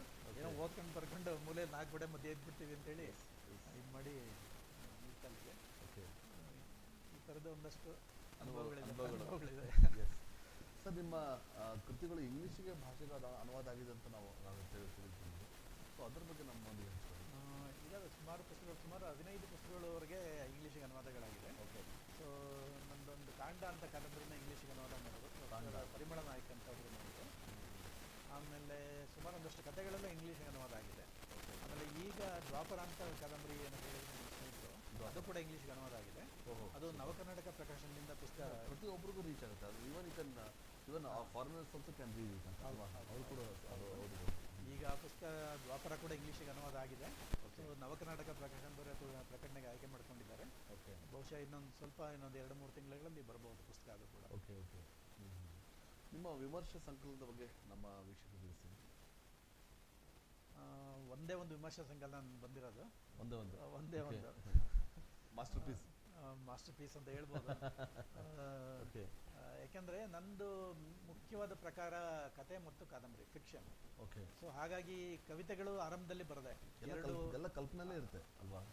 ಕಲ್ಪನೆ ಎಲ್ಲ ಸಾಹಿತ್ಯಿಕ ಕೃತಿಯ ಇದು ಕಲ್ಪನೆನೇ ಮ್ಯಾಕ್ಸಿಮಮ್. ಏನಾಗುತ್ತೆ, ಇದೊಂದು ನಾನೊಂದು ಸಾಮಾನ್ಯವಾಗಿ ಯಾವಾಗಲೂ ಹೇಳ್ತಾ ಇರ್ತೀನಿ, ಕತೆ ಕಾದಂಬರಿ ಎಲ್ಲ ಅರ್ಧ ಸತ್ಯ ಅಂತ. ಅರ್ಧ ಸತ್ಯ ಯಾಕಂದ್ರೆ ಅದು ಪೂರ್ತಿ ಸತ್ಯ ಆದ್ರೆ ಏನಾಗುತ್ತೆ, ಅದು ರಿಪೋರ್ಟ್ ಆಗುತ್ತೆ, ಪತ್ರಿಕೆ ವರದಿ ಆಗ್ಬಿಡುತ್ತೆ ಅಲ್ವಾ? ಆದ್ರೆ ಪೂರ್ತಿ ಸುಳ್ಳು ಹೇಳಿದ್ರೆ ಅದು ಬೋಗಸ್, ಒಂದು ಇದಾಗ್ಬಿಡುತ್ತೆ. ಅದು ಬೇರೆ ಎರಡು ಸಮತೋಲನವಾಗಿ ಮಿಕ್ಸ್. ಅರ್ಧ ಸತ್ಯ. ಅದಕ್ಕೆ 50% ಸತ್ಯ ಇರುತ್ತೆ, 50% ಕಲ್ಪನೆ ಇರುತ್ತೆ. ಎರಡು ಸಮ ಪ್ರಮಾಣದಲ್ಲಿ ನಾವು ಯಾವಾಗ ಮಿಕ್ಸ್ ಮಾಡ್ತೀವಿ ಅವಾಗ ಅದು ಸಾಹಿತ್ಯಿಕ ಕೃತಿ ಆಗುತ್ತೆ. ಸೊ ನಾವೀಗ ನೀವು ಸಾಕ್ಷ್ಯಚಿತ್ರ ನೋಡ್ತೀರಿ, ಸೊ ಎಲ್ಲ ಸಿನಿಮಾನ ಎಲ್ಲ ಶೂಟಿಂಗ್ ಮಾಡಿ ಇದೇ ಜೋಗ ಇದೇ ಹಂಪಿ ಅಂತ ತೋರಿಸಿದ್ರೆ ಏನಾಗುತ್ತೆ ಅಲ್ವಾ? ಅದ್ರ ಹಿಂದ್ಗಡೆ ಒಂದಷ್ಟು ಹಾಡುಗಳನ್ನ ಇಟ್ಕೊಂಡು, ಒಂದಷ್ಟು ಕತೆ ಇಟ್ಕೊಂಡು ಅದೇ ಚಿತ್ರನ ನಾವು ಶೂಟಿಂಗ್ ಮಾಡ್ತೀವಿ. ಅಲ್ಲಿ ಬರೋದೇನು, ಒಂದು ಸಾಹಿತ್ಯಿಕ ಕೃತಿಯಾಗೋದು ಒಂದು ಸಿನಿಮಾ ಆಗುತ್ತೆ. ಸೊ ಇದು ಸಾಕ್ಷ್ಯಚಿತ್ರ ಮತ್ತು ಸಿನಿಮಾಕ್ಕೆ ಇರ್ತಕ್ಕಂಥ ಅದರಲ್ಲೂ ಸಹ ಒಂದು ಅರ್ಧ ಕಲ್ಪನೆ ಅರ್ಧ ಖಂಡಿತ ಇದ್ದೇ ಇರಬೇಕು. ಅದು ಎರಡು ನಾವು ಹೇಗೆ ಯಾವ ಪ್ರಮಾಣದಲ್ಲಿ ಆಮೇಲೆ ಹೇಗೆ ಮಿಕ್ಸ್ ಮಾಡ್ತೀವಿ ಅನ್ನೋದು ಕೊಡಬೇಕು. ಯಾವ ಕಲಾಕಾರನಿಗೆ ಕಲಾವಿದನಿಗೆ ಪ್ರತಿಭೆ ಅದು ಡೈರೆಕ್ಟರ್ ಗೊತ್ತಿರುತ್ತೆ. ನಿಜ. ವಿಮರ್ಶೆ ಪುಸ್ತಕದ ಬಗ್ಗೆ ಕೇಳಿದ್ರೆ ಅದು ಮನದ ಮೊನೆ ಅಂತ ವಿಮರ್ಶದ ಮನದ ಮನದೊಳಗೆ ಒಂದು ಮೊನೆ ಇರುತ್ತೆ, ಒಂದು ಚುಚ್ಚಬೇಕು ಅಂತ ಇರುತ್ತೆ, ಚುಚ್ತಾ ಇರುತ್ತೆ. ಮನದ ಮೊನೆ ಅಂತ ಒಂದು ವಚನದ ಒಂದು ಸಾಲದು, ಅದು ಶೀರ್ಷಿಕೆಯಾಗಿ ಅದನ್ನ ಆಯ್ಕೆ ಮಾಡಿಕೊಂಡೆ. ಅದರೊಂದಷ್ಟು ಸಾಂದರ್ಭಿಕ ಬರಹಗಳು, ಒಂದಷ್ಟು ವ್ಯಕ್ತಿ ಚಿತ್ರಗಳು, ಆಮೇಲೆ ನಾನು ಯಾವುದೋ ಪುಸ್ತಕಗಳಿಗೆ ಇವಾಗ ಯಾರೋ ಕೇಳಿದಾಗ ಒಂದಷ್ಟು ಮುನ್ನುಡಿಗಳು ಬರ್ಕೊಟ್ಟಿರ್ತೀನಿ, ಅದು ವಿಮರ್ಶೆ ಬರೆದಿರ್ತೀನಿ. ಆ ಥರದ್ದೆಲ್ಲ ಸೇರಿ ಒಂದು ಪುಸ್ತಕ ಮಾಡಿದ್ವಿ. ಅದು ಬಿಟ್ಟರೆ ವಿಮರ್ಶೆ ಹೆಚ್ಚು ನಾನು ಬರೆಯೋಕ್ಕೆ ಹೋಗಲ್ಲ. ನಿಮಗೆ ಇನ್ಸ್ಪಿರೇಷನ್ ಯಾರ್ದು ಆಗಿಲ್ವಾ? ಬೇರೆ ಇಲ್ಲ, ಆ ಥರದ್ದು ಇನ್ಸ್ಪಿರೇಷನ್ ಅಂತ ನನಗೇನು ನೇರವಾದ ಇನ್ಸ್ಪಿರೇಷನ್ ಅಂತ ಯಾವುದಿಲ್ಲ. ಬಟ್ ಕುಂಭ ವೀರಭದ್ರಪ್ಪ ನನಗೆ ಆರಂಭದಲ್ಲಿ ನನಗೆ ಆ ದಾವಣಗೆರೆ ಇದ್ದಂಥ ಸಂದರ್ಭಗಳಲ್ಲಿ ನನಗೆ ತುಂಬಾ ಹೆಚ್ಚು ನಿಕಟವಾಗಿದ್ರು ಅವರು. ಹಾಗಾಗಿ ಅವ್ರು ಸ್ವಲ್ಪ ದಿನ ಇನ್ಫ್ಲುಯೆನ್ಸ್ ಆಯ್ತು. ಆಮೇಲೆ ಬಹಳ ಬೇಗ ಎಚ್ಚರ ಆಯ್ತು ನನಗೆ. ವಿಮರ್ಶಕರು ಗುರುಸಕ್ ಶುರು ಮಾಡಿದ್ರು, ಇಲ್ಲೆಲ್ಲ ಕುಂಭಿ ಇದು ಕಾಣ್ತಾ ಇದೆ ಅರೆ ಅಂತ ಹೇಳಿ ತಕ್ಷಣ ಅದನ್ನ ದಾಟ್ಸ್ಕೊಳ್ಳೋಕೆ ಪ್ರಯತ್ನ ಪಟ್ಟೆ. ಅದರಿಂದ ನಾವು ಇನ್ಫ್ಲುಯೆನ್ಸ್ ಆದ್ರೆ ಅವ್ರ ಛಾಯೆ ಆಚೆ ಬರಬೇಕು. ಅದರಿಂದ ನಂದೇ ಆದ ಒಂದು ಅಸ್ತಿತ್ವ ನಾವು ತೋರಿಸ್ಕೋಬೇಕು, ಪ್ರೇರಣೆ ಇರಬೇಕು. ಫಾರ್ ಎಕ್ಸಾಂಪಲ್ ಸೋನು ನಿಗಮ್ ಅವರು ರಫಿ ಅವರು ಹಾಡು ಹಾಡ್ತಾ ಅವ್ರದ್ದೇ ಆದಂತ ಒಂದು ಛಾಪ್ ಮಾಡ್ಕೊಂಡಿದ್ದಕ್ಕೆ today is ruling in every stand. ಅಲ್ಲ, ಆರಂಭದಲ್ಲಿ ನಾವೆಲ್ಲರಿಂದ ಪ್ರೇರಣೆ ಒಳಗಾಗಿರ್ತೀವಿ. ಹೌದು, ಪ್ರೇರಣೆ ಇದೆ. ಅನಂತಮೂರ್ತಿ ಪ್ರೇರಣೆ ಮಾಡಿದ್ದಾರೆ, ಕುವೆಂಪು ಮಾಡಿದ್ದಾರೆ, ಲಂಕೇಶ್ ಮಾಡಿದ್ದಾರೆ. ಇವ್ರ ಹೆಸರುಗಳು ಯಾಕೆ ಹೇಳಿದ್ರೆ ಎಲ್ಲ ನನ್ನ ಸರೌಂಡಿಂಗ್, ನನ್ನ ಜಿಲ್ಲೆಯವರು. ಆರಂಭದ ಪ್ರೇರಣೆ ಅವರಿಂದ ಆಗಿತ್ತು ನಮಗೆ. ಅವತ್ತು ನಮ್ಮ ಐಕಾನ್ಗಳು ಇವರೆಲ್ಲ ನಾವೆಲ್ಲ ಓದೋಂಥ ಸಂದರ್ಭದಲ್ಲಿ. ಇದು ಲಂಕೇಶ್ ನಮ್ಮ ಮನೆ ಕೂಡ ಬಂದಿದ್ದಾರೆ. ಮುಂದೆ ಒಂದು 8 ಕಿಲೋಮೀಟರ್ ದೂರದಲ್ಲಿ ಅವರು ಊರು ಕೊನಗವಳ್ಳಿ ಅಂತ. ಸೊ ಅವರು ಪ್ರಗತಿ ರಂಗ ಕಾರ್ಯಕ್ರಮ ಮಾಡುವಾಗ ಅವರು 89ರಲ್ಲಿ ಸೊ ನಮ್ಮೂರಿನ ಅರಳಿಮರ ಕಟ್ಟೆಯಲ್ಲಿ ಅವ್ರನ್ನ ನಿಲ್ಲಿಸಿ ಭಾಷಣ ಮಾಡಿಸಿದ್ದೀನಿ. ಸೂಪರ್. ಅಂತ ಸಂದರ್ಭದಲ್ಲಿ ನಮ್ಮ ಮನೆಗೆ ಬಂದಿದ್ದು ಅವರು. ಅವ್ರ ಜೊತೆ ಕೆ ರಾಮದಾಸ್ ಎಲ್ಲ ಬಂದಿದ್ರು. ಎಷ್ಟೋ ಒಂದು 20-25 ವರ್ಷ ಆದ್ಮೇಲೆ ರಾಮದಾಸ್ ಸಾಯೋದಕ್ಕಿಂತ 1-2 ವರ್ಷಗಳ ಮುಂಚೆ ಸಿಕ್ಕಾಗ ಒಂದ್ಸಲ, ಸರ್ ಈಗ ಕರ್ನಾಟಕ ನಿಮ್ಮ ಮನೆ ಬಂದು ಉಪ್ಪಿಟ್ಟು ತಿಂತೀನಪ್ಪ ನೆನಪಿದೆ ಅಂತಾರೆ. ಅಲ್ಲಿಗೆ 25-30 ವರ್ಷಗಳ ಗ್ಯಾಪ್. ಆ ಥರದ ಒಂದಷ್ಟು ಅನುಭವಗಳಿದೆ. ಇದು ಸಾಹಿತ್ಯ ಒಂಥರ ಒಂದು ಥರದ ಖುಷಿ ಕೊಟ್ಟಿದೆ ಅಲ್ವಾ? ಅದು ಏನಪ್ಪ ಅಂದ್ರೆ ನಾವು ಒಂದು ಟೇಬಲ್ಗೆ ಒಂದು 4 ಗೋಡೆ ಮಧ್ಯೆ ಸೀಮಿತ ಆಗ್ತೀವಿ. ಪಬ್ಲಿಕ್ಕಿಗೆ ಹೊರಗಡೆ ಬರಲಿಕ್ಕೆ ನಾವು ಎಕ್ಸ್ಪೋಸ್ ಆಗಲ್ಲ. ಬಟ್ ಯಾಕಂದ್ರೆ ನಮ್ಗೆ ಹೆಚ್ಚು ಟೈಮನ್ನು ಬರೀಲಿಕ್ಕೆ ಮತ್ತು ಓದ್ಲಿಕ್ಕೆ ತಗೊಳ್ತಾರೆ. ಸೊ ಸಿಕ್ಕಾಪಟ್ಟೆ ನೈಟ್ ಎಲ್ಲ ಬರ್ತಿದ್ರ ನೈಟ್ ಎಲ್ಲ ಅಂತ ಹೇಳಕ್ಕೆ ಕೆಲವು ಸಲ ಅದು ಏನಾಗುತ್ತೆ, ನೈಟ್ ಎಲ್ಲ ಅಂದ್ರೆ ಮೂಡ್ ಅಲ್ವಾ? ಮೂಡ್ ಹೇಗೆ ಸ್ಟಾರ್ಟ್ ಆಗಿಬಿಟ್ರೆ ಅದನ್ನ ನಿಲ್ಸಕ್ ಆಗಲ್ಲ. ಕೆಲವು ಸಲ ಹೇಗೆ ರೀಚ್ ಆಗುತ್ತೆ. ನೀವು ನೈಟ್ ಬರೀತೀರ, ಟೈಮ್ ನೋಡಕ್ಕಾಗಲ್ಲ. ಇಲ್ಲ ಮೊನ್ನೆ ಒಂದು ಕಾದಂಬರಿ ಬರೀತಾ ಇದ್ದೆ, ಬುದ್ಧಯಾನ ಅಂತ ಹೊಸದಾಗಿ ಕಾದಂಬರಿ ರೆಡಿ ಆಗ್ತಾ ಇದೆ. ಅದನ್ನು ಬರೆಯುವಾಗ ಮೊನ್ನೆ ಅದನ್ನು ಟೈಪ್ ಮಾಡ್ತಾ ಕೂತಿದ್ದೆ. ಫೈನಲ್ ಟೈಪ್ ಮಾಡುವಾಗ ಅಲ್ಲಿ ನಾನು ಕಾದಂಬರಿ ಮುಗಿಸಿದಾಗ ಟೈಮ್ ಹಾಕಿಟ್ಟಿದ್ದೀನಿ.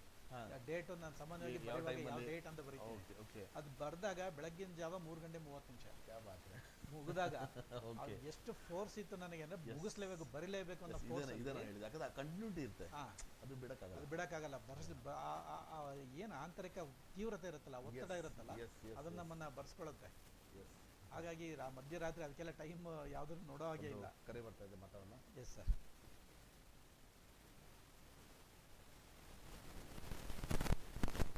ಹಲೋ ಹಲೋ ನಮಸ್ಕಾರ ಸರ್. ನಮಸ್ಕಾರ, ಜಯಮೋಹನ್ ರಾವ್. ಹೇಗಿದ್ದೀರಾ ಸರ್?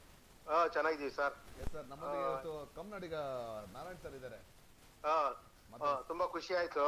Yes sir. ಸೊ ಅವ್ರ ಹತ್ರ ಹಾಗೆ ಮಾತಾಡೋಣ ಅಂತ ಅನ್ಬಿಟ್ಟು ಫೋನ್ ಮಾಡಿದೆ. ಖಂಡಿತ ಸರ್, ಮಾತಾಡಿ ನಮಸ್ಕಾರ. ಹೇಳಿ ಸರ್ ಪ್ಲೀಸ್. ಸರ್ ನಮಸ್ಕಾರ. ನಮಸ್ಕಾರ. ಜಯಮೋಹನ್ ರಾವ್ ಅಂತ ಅನ್ಬಿಟ್ಟು. ಹಾಂ ಸರ್. ನಿಮ್ಮ ಅಂದ್ರೆ ಬರಹಗಾರ ಅಂದ್ರೆ ಯಾವ್ದು ಬರಗಾರ ಇದು ಯಾವ್ದ್ರಲ್ಲಿ ಇದು ನೀವು ಇದಾಗಿರಿ ಸರ್ ನೀವು? ಅಂದ್ರೆ ಬರಹಗಾರ ಅಂತಂದ್ರೆ ಯಾವ್ದ್ರಲ್ಲಿ? ಕಥಾ ಸಂಕಲನ. ನಂದು ಮೇನ್ ಕಥಾ ಸಂಕಲನ. ಮತ್ತು ಕಾದಂಬರಿ ಬರೀತೀನಿ. ಕಾದಂಬರಿಗಳಲ್ಲಿ. Okay okay okay okay okay. ತುಂಬಾ ಖುಷಿ ಆಯ್ತು. ನಮ್ ಸಾರ್ ಬಾಲು ಸಾರ್ ಅವ್ರು ನಿಮ್ಗೆ ಇನ್ವೈಟ್ ಮಾಡಿ ನಿಮ್ಮನ್ನ ಪರಿಚಯ ಮಾಡ್ತಾ ಇದ್ದಾರೆ. ಹೌದೌದು. ಸೊ ಅವ್ರಿಗೂ ತುಂಬಾ ಥ್ಯಾಂಕ್ಸ್ ಹೇಳ್ಬೇಕು. ಸರ್. ಆಮೇಲೆ ಬಾಲು ಸರ್ ಹೇಳಿ. ಹೇಳಿ ಸರ್, ಹೇಳಿ, ಹೇಗಿದ್ದೀರಾ? ಆರಾಮಾಗಿದ್ದೀವಿ sir. Yes sir, yes sir. ತುಂಬಾ ಸಂತೋಷ ಆಯ್ತು. ನಿನ್ನೆ ಒಬ್ರು ಗೆಸ್ಟ್ ಬಂದಿದ್ರು, ನಿನ್ನೆ ಮಾತಾಡಕ್ ಆಗ್ಲಿಲ್ಲ. ಓಕೆ, ಇವರೇ ಸರ್, ಇವ್ರದೇ ಆಕ್ಚುಲಿ ಇವ್ರದೇ. ಹೌದ್ರಾ? ಇವ್ರದೇ ಇತ್ತು, ಅದು ಮಳೆಗೋಸ್ಕರ ಅದು ಮತ್ತೆ ಮುಂದುವರಿಸಿದ್ವಿ ಅಷ್ಟೇ. ಏನ್ ಮಾಡಿದ್ವಿ, ಈಗ ಸಂಜೆ ಹೊತ್ತು ಮಳೆ ಶುರು ಆಗ್ತಾ ಇದೆ ಸರ್. ಖಂಡಿತ ಖಂಡಿತ. ಹೌದು. ಮೇನ್ ರಸ್ತೆವರೆಗೂ ಬಂದು ಒಳಗಡೆ ಬರಕಾಗದೆ ಅಂತ ಒಂದು ಸಂದರ್ಭದಲ್ಲಿ ಸಿಗಾಕೊಂಡಿವಿ ಸರ್. ನಿನ್ನೆ ಮಳೆಯಲ್ಲಿ ಸಿಗಾಕೊಂಡು ಒಂದು 5 ನಿಮಿಷ 4 ನಿಮಿಷ ಗ್ಯಾಪ್ ಕೊಟ್ಬಿಟ್ಟು ರೀಚ್ ಆಗ್ತಾ ಇತ್ತು. ಹೌದು. ಇಲ್ಲಿ ಹಾಗಾಗಿ ಅದಕ್ಕೋಸ್ಕರ ಒಂದು ಕ್ಷಮೆ ಕೇಳಬೇಕು ಅಥವಾ ವಿಷಾದಿಸ್ತೀನಿ. ಬಹುಶಃ ಅದು ಇವತ್ತು ಗುರುವಾರ, ಇವತ್ತು ತಾಯಿ ಆಶೀರ್ವಾದ, ಸರಸ್ವತಿ ಶಾರದೆ ಆಶೀರ್ವಾದದೊಂದಿಗೆ ಅದು ಪ್ರಾರಂಭ ಮಾಡೋದಿತ್ತು. ನಿನ್ನೆ ಕಾರ್ಯಕ್ರಮ ಇವತ್ತು ನಡೀತಾ ಇದೆ ಸರ್. ಖಂಡಿತ. ಸೊ ನಿಮ್ಮ ಹೀಗೆ ಕಥಾ ಸಂಕಲನ ತುಂಬಾ ಇನ್ನ ಯಶಸ್ವಿ ಆಗ್ಲಿ ಮುಂದಿನ ದಿನಗಳಲ್ಲಿ ಅಂತ ದೇವಿಯಲ್ಲಿ ಪ್ರಾರ್ಥನೆ ಮಾಡ್ಕೊಳ್ತೀನಿ. ಧನ್ಯವಾದಗಳು sir. Okay sir, thank you sir. Okay sir, okay, thank you sir. ಅದೇ ಬರವಣಿಗೆ ತೀವ್ರತೆ ಬಗ್ಗೆ ಮಾತಾಡ್ತಾ ಇದ್ವಿ. ಸೊ ಇನ್ನೊಂದು ಸಂದರ್ಭ ಹೇಳಲಿಕ್ಕೆ ಇಷ್ಟಪಡ್ತೀನಿ. ದ್ವಾಪರ ಕಾದಂಬರಿ ಬರಿತಾ ಇದ್ದೆ. ಓಕೆ. ಸೊ ನನ್ನ ಆಫೀಸು ಜಯನಗರ ಇತ್ತು ಅವಾಗ. ಅದಕ್ಕೆ ತಾವು ರೆಫರ್ ಮಾಡಿರ್ಬೋದಲ್ವಾ?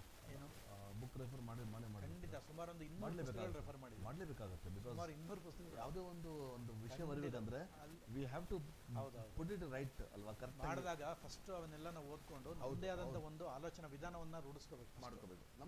ಮಾಡ್ತಾ ನಾವು ಬರಿತಾ ಮತ್ತೆ ನಾವು ಸ್ಪಷ್ಟಗೊಳ್ತಾ ಹೋಗ್ತೀವಿ. ಹೌದು. ಸೊ ನಾವು ದಾರಿ ಹೇಗೆ ಅಂದರೆ ಒಂದು ಕಾಡು ಹಾದಿ ಇರುತ್ತೆ, ನಾವು ನಡೀತಾ ಹೋದಾಗ ಹೇಗೆ ದಾರಿ ಬಿಡಿಸ್ಕೋತಾ ಹೋಗ್ತದೆ, ಹಾಗೆ ಕಾದಂಬರಿ ಕೂಡ ಅಷ್ಟೇ. ಬರಿತಾ ಹೋದಾಗೆ ತನ್ನ ದಾರಿನ ತಾನೇ ಕಂಡುಕೊಳ್ತಾ ಹೋಗ್ತದೆ. ಹೌದು. ಸೊ ನಮಗೆ ಕತೆ ಕೆಲವು ಸಲ ಏನಾಗುತ್ತೆ, ಕಾದಂಬರಿ ಬರೆಯುವಾಗ ಅಥವಾ ಕತೆ ಬರೆಯುವಾಗ ನಮ್ಗೆ ಮುಂದಿಂದ ಏನೊಂದು ಗೊತ್ತಿರಲ್ಲ. ನಾವು ಗೊತ್ತಿದ್ದು ನಾವು ಬರಿತಾ ಹೋದ್ವಿ ಅಂತ ಹೇಳಿದ್ರೆ that will become A report. ಅದೇ ನೀವು ಹೇಳಿದ್ನಲ್ಲ. ಸೊ ನಮ್ಗೆ ಏನು ಗೊತ್ತಿರಬಾರ್ದು. ನಾವು ಆರಂಭಕ್ಕೆ ಲೇಖಕ ಕೂತ್ಕೋಬೇಕು, ಪೆನ್ ಹಿಡ್ಕೊಂಡು ಪೇಪರ್ ಹಿಡ್ಕೊಂಡು. ಕಾಡಲ್ಲಿ ಹೋಗುವಾಗ ಕಷ್ಟ ಆಗ್ಬೋದು, ಬರುವಾಗ ಈಸಿಲಿ ಬಂದ್ಬಿಡ್ತೀವಿ. ಖಂಡಿತ. ಅದೇ ಒಂದು ಅನುಭವ. ಹಾಗೆ ನೀವು ಹೋಗ್ತಾ ದಾರಿ ತಾನಾಗೆ ತೆರ್ಕೋತಾ ಹೋಗ್ತದೆ. ಭಾರಿ ಮಜಾ. ಓದುಗನಿಗೆ ಎಷ್ಟು ಕತೆ ಮುಂದೇನು ಅಂತ ಇರುತ್ತಲ್ವಾ, ಬರೆಯಕ್ಕೆ ನಾವು ಕೂತ್ಕೊಂಡಾಗ್ಲೂ ಕೂಡ ಕತೆ ಮುಂದೇನು ನಮ್ಮನ್ನು ನಾವೇ ನಿಮಗೆ ಆ ಪ್ರತಿಯೊಂದು ಇದನ್ನು ನಮ್ಗೆ ತಾನೇ ತಿಳ್ಕೊಳ್ತಾ ಹೋಗ್ತದೆ. ಅದೊಂದು ಕತೆ ಬರೆದಾದ್ಮೇಲೆ ಒಂದು ನಿಚ್ಚಳವಾದ ಮನಸ್ಸಿಗೆ ಒಂದು ಏನು ಖುಷಿ ಸಿಗುತ್ತಲ್ಲ ಅಲ್ವಾ, ಆ ಕೊನೆ ಕ್ಷಣಕ್ಕಾದ್ರೂ ನಾವು ಬರೀಬೇಕು. ಒಂದು ಕಾದಂಬರಿ ಬರೆದಾಗ ಆಗ್ತಕ್ಕಂಥ ಒಂದು ಪ್ರಫುಲ್ಲತೆ ಮನಸ್ಸಿಗೆ, ಖುಷಿ, ಒಂದು ಮುಗಿಸಿದ್ನಲ್ಲ ಅಂತ ಒಂದು ಇದು ಸಿಗುತ್ತಲ್ಲ, ಅದನ್ನ ಅನುಭವಿಸಿಯೇ ತಿರ್ಬೇಕು ಅದನ್ನ ಅಲ್ವಾ. ಅದು ನಿಮಗೆ ಗೊತ್ತದು, ನಮಗೆ ಗೊತ್ತು. ಇದನ್ನ ಹೇಳ್ತಾ ಇದ್ದೆ, ಕಾದಂಬರಿ ಬರೆಯುವಾಗ ಒಂದ್ಸಲ ಏನಾಯ್ತು, ಆಫೀಸ್ಗೆ ಹೊರಟಿದ್ದೆ ಬೆಳಗ್ಗೆ 9 ಕಾಲಲ್ಲಿ. ಟ್ರಾಫಿಕ್ ಅಲ್ಲಿ ಹೋಗ್ತಾ ಇದ್ದೀನಿ, ಏನೋ ಒಂದು ಪಾಯಿಂಟ್ ಟಕ್ ಅಂತ ಹೊಳಿತು. ತಕ್ಷಣ ವಾಪಸ್ ಗಾಡಿ ತಿರುಗಿಸ್ಕೊಂಡು ಮನೆ ಹೋಗಿ ಆಫೀಸ್ಗೆ ಫೋನ್ ಮಾಡಿ ರಜಾ ಹೇಳಿ ಅದನ್ನ ಬರೀತಾ ಕೂತ್ಕೊಂಡೆ. ಅಂದ್ರೆ ಒತ್ತಡ ಹೇಗಿರುತ್ತೆ ಅದಕ್ಕೆ ನಿಮಗೆ ಅದನ್ನ ಬಿಟ್ರೆ ಅದು ಡೈಲ್ಯೂಟ್ ಆಗ್ಬಿಡುತ್ತೆ, ಹೋಗ್ಬಿಡುತ್ತೆ, ಆಯ್ತಾ, ಇವಾಪರೇಟ್ ಆಗ್ಬಿಡುತ್ತೆ. ಇನ್ನು ರಾತ್ರಿ ಬಂದು ಬರೀತೀನಿ, ನಾಳೆ ಬರೀತೀನಿ, ಭಾನುವಾರ ಅದನ್ನ ಮತ್ತೆ ಇಲ್ಲ, ಮೆಮೊರಿ ಲಾಸ್ ಆಗ್ಬಿಡುತ್ತೆ, ನಮ್ಗೆ ನೆನಪೇ ಬರೋದಿಲ್ಲ. ಬಟ್ ಈಗ ಫೋನಲ್ಲಿ ಒಂದು ಆಪ್ಷನ್ ಇದೆ, ಅದೇನೋ ನೋಟ್ ಅಂತ, ಅದ್ರಲ್ಲಿ ತಕ್ಕಂತ. ನಾನು ಕಂಪ್ಯೂಟರ್ ಮಾಡ್ತೀನಿ, ಬಟ್ ನೋಟ್ ಇದೆಲ್ಲ ಏನಾಗುತ್ತೆ, ಒಂದೊಂದು ಪಾಯಿಂಟ್ ಬರ್ಕೋಬಹುದು ಅಷ್ಟೇ ನೀವು. ಕೆಲವು ನಮ್ಮ ಸ್ನೇಹಿತರುಗಳಿದ್ದಾರೆ ಪಾಯಿಂಟ್ಸ್ ಮಾಡ್ಕೋಬಹುದು ಅಷ್ಟೇ. ಕೆಲವು ಸ್ನೇಹಿತರುಗಳಿದ್ದಾರೆ ನಮಗೆ ಕತೆ ಕೂಡ ನಾನು ಇದ್ರಲ್ಲಿ ಬರಿತೀನಿ, ಲೇಖನ ಕೂಡ ಇದ್ರಲ್ಲೇ ಬರಿತೀನಿ ಅಂತ ಹೇಳೋರು ಕೆಲವರು ಇದ್ದಾರೆ. ಬಟ್ ಅದೇನಾಗುತ್ತೆ, ಆ ಡೆಪ್ತ್ ಅನ್ನ ಕೊಡಕ್ಕಾಗೋದಿಲ್ಲ. ಸೊ ನಾವು ಒಂದು ಮೆಸೇಜ್ ನೀವು ಹೇಗೆ ಪಾಸ್ ಮಾಡ್ತೀವಿ ಅಷ್ಟು ಮೆಸೇಜ್ ಪಾಸ್ ಮಾಡ್ಬೋದು ಅಷ್ಟೇ. ಆ ಒಂದು ಲಿಟ್ರೇಚರ್ಗೆ ಏನೋ ಒಂದು ಆಳ ಬೇಕಲ್ಲ, ಆ ಆಳವನ್ನು ಕೊಡ್ಬೇಕು, ಆ ಡೆಪ್ತ್ ಅನ್ನು ಕೊಡ್ಬೇಕಂತ ಹೇಳಿದ್ರೆ ನಾವು ಒಂದು ಕೈಲಿ ಬರೀಬೇಕು, ಇಲ್ಲ ಅಟ್ಲೀಸ್ಟ್ ಕಂಪ್ಯೂಟರ್ ಹೌದು. ಕೈಯಲ್ಲಿ ಬರೆಯೋಕ್ಕೋ ಕಂಪ್ಯೂಟರ್ ಬರೆಯೋಕ್ಕೋ ಒಂದು ವ್ಯತ್ಯಾಸ. ಹೇಳಿದ ಒಂದು ನೆನ್ಪು ಬಂತು ನನಗೆ. ನಾವು ಮೊದಲು ಸಾಹಿತ್ಯ ಅಂದ್ರೆ ನಮ್ಮ ಹಾಡುಗಳು ನಾವು ಕೈಲಿ ಬರೆದಿದ್ದೇವೆ, ಡೈರಿಯಲ್ಲಿ. ಇವತ್ತಿಗೂ ಡೈರಿಯಲ್ಲಿ ಬರೆದಿದ್ದ ಎಷ್ಟು ಸುಮಾರು ಹಾಡುಗಳು. ಏನಾಗುತ್ತೆ, ಕೈಲಿ ಬರಿತಾ ಹೋದಾಗ ಮತ್ತೆ ನಾವು ತಲೆಗೂ ಮತ್ತು ಬಾಯಟ್ ಆಗುತ್ತೆ, ಮೆದುಳಿಗೂ ಮತ್ತು ಬೆರಳಿಗೂ ಒಂದು ಸಂವಹನ ಇರುತ್ತೆ, ಒಂದು ಕನೆಕ್ಟಿವಿಟಿ ಇರುತ್ತೆ ಅಲ್ವಾ. ನಾವು ಅಕ್ಷರದ ಬಗ್ಗೆ ನಾನು ಏನು ಬರಿತಾ ನನಗೆ ಗೊತ್ತಿರಲ್ಲ, ಕೈ ಓಡ್ತಾ ಇರುತ್ತೆ ಅಷ್ಟೇ, ತಲೆ ಓಡ್ತಾ ಇರ್ತದೆ. ಹೌದು. ಆ ಕನೆಕ್ಟಿವಿಟಿ ಇದೆಯಲ್ಲ, ಅದು ನೀವು ಕೀಬೋರ್ಡಲ್ಲಿ ಆಗಲ್ಲ. ಕೀಬೋರ್ಡಲ್ಲಿ ನೀವು ಪ್ರಜ್ಞಾಪೂರ್ವಕವಾಗಿ ಬರಿತಾ ಹೋಗ್ತೀರಿ. ಸೊ ನೀವು ಅಲ್ಲಿ ಸಿಸ್ಟಮನ್ನು ನೋಡ್ತಾ ಇರ್ತೀವಿ, ಇಲ್ಲಿ ಟೈಪ್ ಮಾಡ್ತಾ ಇರ್ತೀವಿ. ಸೊ ನಿಮ್ಮ ತಲೆ ಏನು ಓಡಬೇಕು ಅದು ಆ ಮಟ್ಟದ ಆ ಪ್ರಮಾಣಕ್ಕೆ ನೀವು ರೀಚ್ ಮಾಡೋಕ್ಕಾಗಲ್ಲ. ನೀವು ಕೆಲವು ಟೈಪಿಸ್ಟ್, ಪ್ರೊಫೆಷನಲ್ ಟೈಪಿಸ್ಟ್ ಇದಾರಲ್ಲ, ಅಷ್ಟರ ಮಟ್ಟಿಗೆ ಒಬ್ಬ ಲೇಖಕ ಟೈಪಿಸ್ಟ್ ಆಗಿದ್ದರೆ ಮಾತ್ರ ನೀವು ಅದನ್ನು ಎಫೆಕ್ಟಿವ್ ಆಗಿ ಕಂಪ್ಯೂಟರಲ್ಲಿ ತರ್ಬೋದು. ಇಲ್ದಿದ್ರೆ ಅದು ಸ್ವಲ್ಪ ಕಷ್ಟ ಆಗುತ್ತೆ. ಆ ಕಾರಣಕ್ಕೆ ನಾನು ಏನು ಮಾಡ್ತೀನಿ ಅಂದರೆ, ಫಸ್ಟು ಕಾದಂಬರಿ ಆದರೆ ಕೈಲಿ ಬರ್ಕೊಂಡ್ಬಿಡ್ತೀನಿ. ಬರ್ಕೊಂಡು ಆಮೇಲೆ ಮತ್ತೆ ಟೈಪ್ ಮಾಡ್ತಾ ಹೋಗ್ತೀನಿ. ಸೊ ಅವಾಗ ಏನಾಗುತ್ತೆ, ಇನ್ನಷ್ಟು ವಿಸ್ತಾರ ಸಿಗುತ್ತೆ ಅದಕ್ಕೆ. ಟೈಪ್ ಮಾಡ್ತೀನಿ, ನಾನೇ ಮಾಡ್ತೀನಿ. ಬೇರೆಯವ್ರು ಮಾಡಿದ್ರೆ ಅದಕ್ಕೆ ಅಷ್ಟು ಇದು ಸಿಗಲ್ಲ. ಬರಿತಾ ರಿವಿಷನ್ ನಿಮಗಾಗುತ್ತೆ, ನನಗೆ ರಿವಿಷನ್ ಆಗುತ್ತೆ, ಸ್ವಲ್ಪ ಕ್ವಾಲಿಟಿ ಬರ್ತದೆ. ಕತೆ ಏನು ಮಾಡ್ತೀನಿ, ಚಿಕ್ಕದಿರುತ್ತಲ್ಲ, ಒಂದು 10 ಪುಟ ಇರುತ್ತೆ, ಒಂದು ಸಿಟ್ಟಿಂಗ್ 2 ಸಿಟ್ಟಿಂಗ್ ಮುಗಿದೋಗ್ಬಿಡುತ್ತೆ. ಡೈರೆಕ್ಟ್ ಆಗಿ ಯಾವತ್ತಾದ್ರೂ ತಾವು ಟೈಪ್ ಮಾಡುವಾಗ ಏನಾದರೂ ಮತ್ತೆ ಅದರಲ್ಲಿ ಏನಾದರೂ ಎಡಿಟಿಂಗ್ ಅಥವಾ ಕರೆಕ್ಷನ್ ಮಾಡಿದ್ರೆ ಮತ್ತೆ ಸೇರಿಸೋದು ಎಲ್ಲ ಅದಿರುತ್ತೆ. ಪ್ರಿಂಟ್ ಆದ್ಮೇಲೆ ಕೂಡ ಮಾಡಿದ್ದೀನಿ. ಪುಸ್ತಕ ಪ್ರಿಂಟ್ ಆಗಿ ಬಂದು ಇನ್ನೊಂದು ಎಡಿಷನ್ಗೆ ಹೋಗ್ಬೇಕು ಅಂದ್ರೆ ಅವಾಗಲೂ ಸಹ ಮಾಡಿದ್ದೀರಾ? ಖಂಡಿತ ಮಾಡ್ಬೋದು, ಕೊನೆಯವರೆಗೂ ನಾನು ಮಾಡ್ತಲೇ ಇರ್ತೀನಿ. ಓಕೆ. ಈಗ ನೀವೊಂದು ಕತೆ ಬರೆದ್ಮೇಲೆ, ಒಂದು ನಾವೆಲ್ ಬರೆದ್ಮೇಲೆ, ಫಸ್ಟು ಯಾರಿಗಾದ್ರೂ ಒಂದು ಕೇಳಬೇಕಂದ್ರೆ ಇದು ಹೇಗಿದೆ ಅಂತ ಕೇಳಬೇಕಂದ್ರೆ ಯಾರಿಗೆ ಕೇಳ್ತೀರಾ? ನನ್ನ ಸ್ನೇಹಿತ ನಿಮ್ಮ ವೈಫಿಗೆ ಕೇಳ್ತೀರಾ ಅನ್ಕೊಂಡು? ಇಲ್ಲ, ನನ್ನ ವೈಫ್ ಅವ್ರು ಬರೆಯಕ್ಕೆ ಬಿಡ್ತಾರಷ್ಟೇ, ಓದಲ್ಲ. ಅಟ್ಲೀಸ್ಟ್ ಬಿಡ್ತಾರ, ಪ್ರಕಟ ಆದ್ರೂ ಓದಿಲ್ಲ ಅವರು. ಓದಿ ಏನಾದ್ರು ಬರೀ ಪುಸ್ತಕ ಏನಪ್ಪ ಅಂತ ಬೇಜಾರಾಗಲ್ಲ ಅವ್ರಿಗೆ? ಆಗ್ತಾರೆ, ಬಟ್ ಏನು ಮಾಡಕ್ಕೆ ಅದನ್ನ ಮ್ಯಾನೇಜ್ ಮಾಡ್ತೀರಾ? ಮಾಡಲೇಬೇಕಾಗುತ್ತೆ. ಇಲ್ಲ, ಒಂದು ಸಾಧನೆ ಮಾಡ್ಬೇಕಂದ್ರೆ ಕೆಲವೊಂದು ನಾವು ಫೇಸ್ ಮಾಡಬೇಕು. ಏನಪ್ಪ ಅಂದ್ರೆ ಅವ್ರಿಗೆ ಥ್ಯಾಂಕ್ಸ್ ಯಾಕೆ ಹೇಳ್ಬೇಕು ಅಂದ್ರೆ ನನ್ನ ಬರೆಯಕ್ಕೆ ಬಿಡ್ತಾರಲ್ಲ. ರಿಯಲಿ ಅಲ್ಲ, ಆ ಒಂದು ಸಾಧನೆಗೆ ಅವ್ರದ್ದು ಒಂದು ಕಾಂಟ್ರಿಬ್ಯೂಷನ್ ಅಂತ ಹೇಳ್ಬೋದು. ಸೊ ವಿಮರ್ಶೆ ಬಗ್ಗೆ ಭಾಳ ಚೆನ್ನಾಗಿ ಅದ್ಭುತವಾಗಿ ಹೇಳಿದ್ರಿ. ಸೊ ಈವರೆಗೆ ಪ್ರಕಟವಾಗಿರುವ ಪುಸ್ತಕಗಳು ಯಾವುವು? ಆಗ್ಲೇ ಅರ್ಧಕ್ಕೆ ನಿಲ್ತಲ್ಲ. ಅದು 5ನೇದು ಏನೋ 4ನೇದು ಹೇಳಿದೆ. ಮಂಡಲ ಕಥಾ ಸಂಕಲನ, ಮೊದಲನೇ ಕಥಾ ಸಂಕಲನ, ಆಮೇಲೆ ಕ್ಷುದ್ರ ನಕ್ಷತ್ರ ಕಪ್ಪುರಂಧ ಅಂತ ಇನ್ನೊಂದು, ಆಮೇಲೆ ಹಸಿರು ಕಣ್ಣಿನ ಹುಡುಗಿಯಿಂದ 3ನೇ ಕಥಾ ಸಂಕಲನ. ಆನಂತರ ನರವಿಂದ್ಯ ಅಂತ ಒಂದು ಕಥಾ ಸಂಕಲನ ಬಂತು. ಆಮೇಲೆ ತಲ್ಲಣದ ಅಕ್ಷಣ ಅಂತ ಒಂದು ಕಥಾ ಸಂಕಲನ, ತಲ್ಲಣದ ಅಕ್ಷಣ. ಅಲ್ಲಿ ನಾನು ಆನಂತರ ಕಥೆಗಳು ಏನು ಮಾಡೋದು, ಮೊದಲು ಆರಂಭದಲ್ಲಿ ಎಲ್ಲ ರೀತಿಯ ಕಥೆಗಳನ್ನ ಕೂಡಿಸಿ ಒಂದು ಸಂಕಲನ ಮಾಡ್ತಾ ಇದ್ದೆ. ಸೊ ಆಮೇಲೆ ಥಿಮ್ಯಾಟಿಕ್ ಕಥೆಗಳು ಬರೆಯೋಕ್ಕೆ ಶುರು ಮಾಡಿದೆ. ಸೊ ತಲ್ಲಣದ ಅಕ್ಷಣ ಅನ್ನೋ ಕಥಾ ಸಂಕಲನದಲ್ಲಿ ಹೇಗೆ ಅಂದರೆ, ಎಲ್ಲ ಕಥೆಗಳಲ್ಲೂ ಒಂದು ತಲ್ಲಣ ಇದೆ, ಎಲ್ಲ ಒಂದು ತಳಮಳ ಇದೆ. ಈ ಥರ ತುಂಗೆಯ ತಳಮಳ ಅಂತ ಒಂದು ಕಥಾ ಸಂಕಲನ ಇದೆ.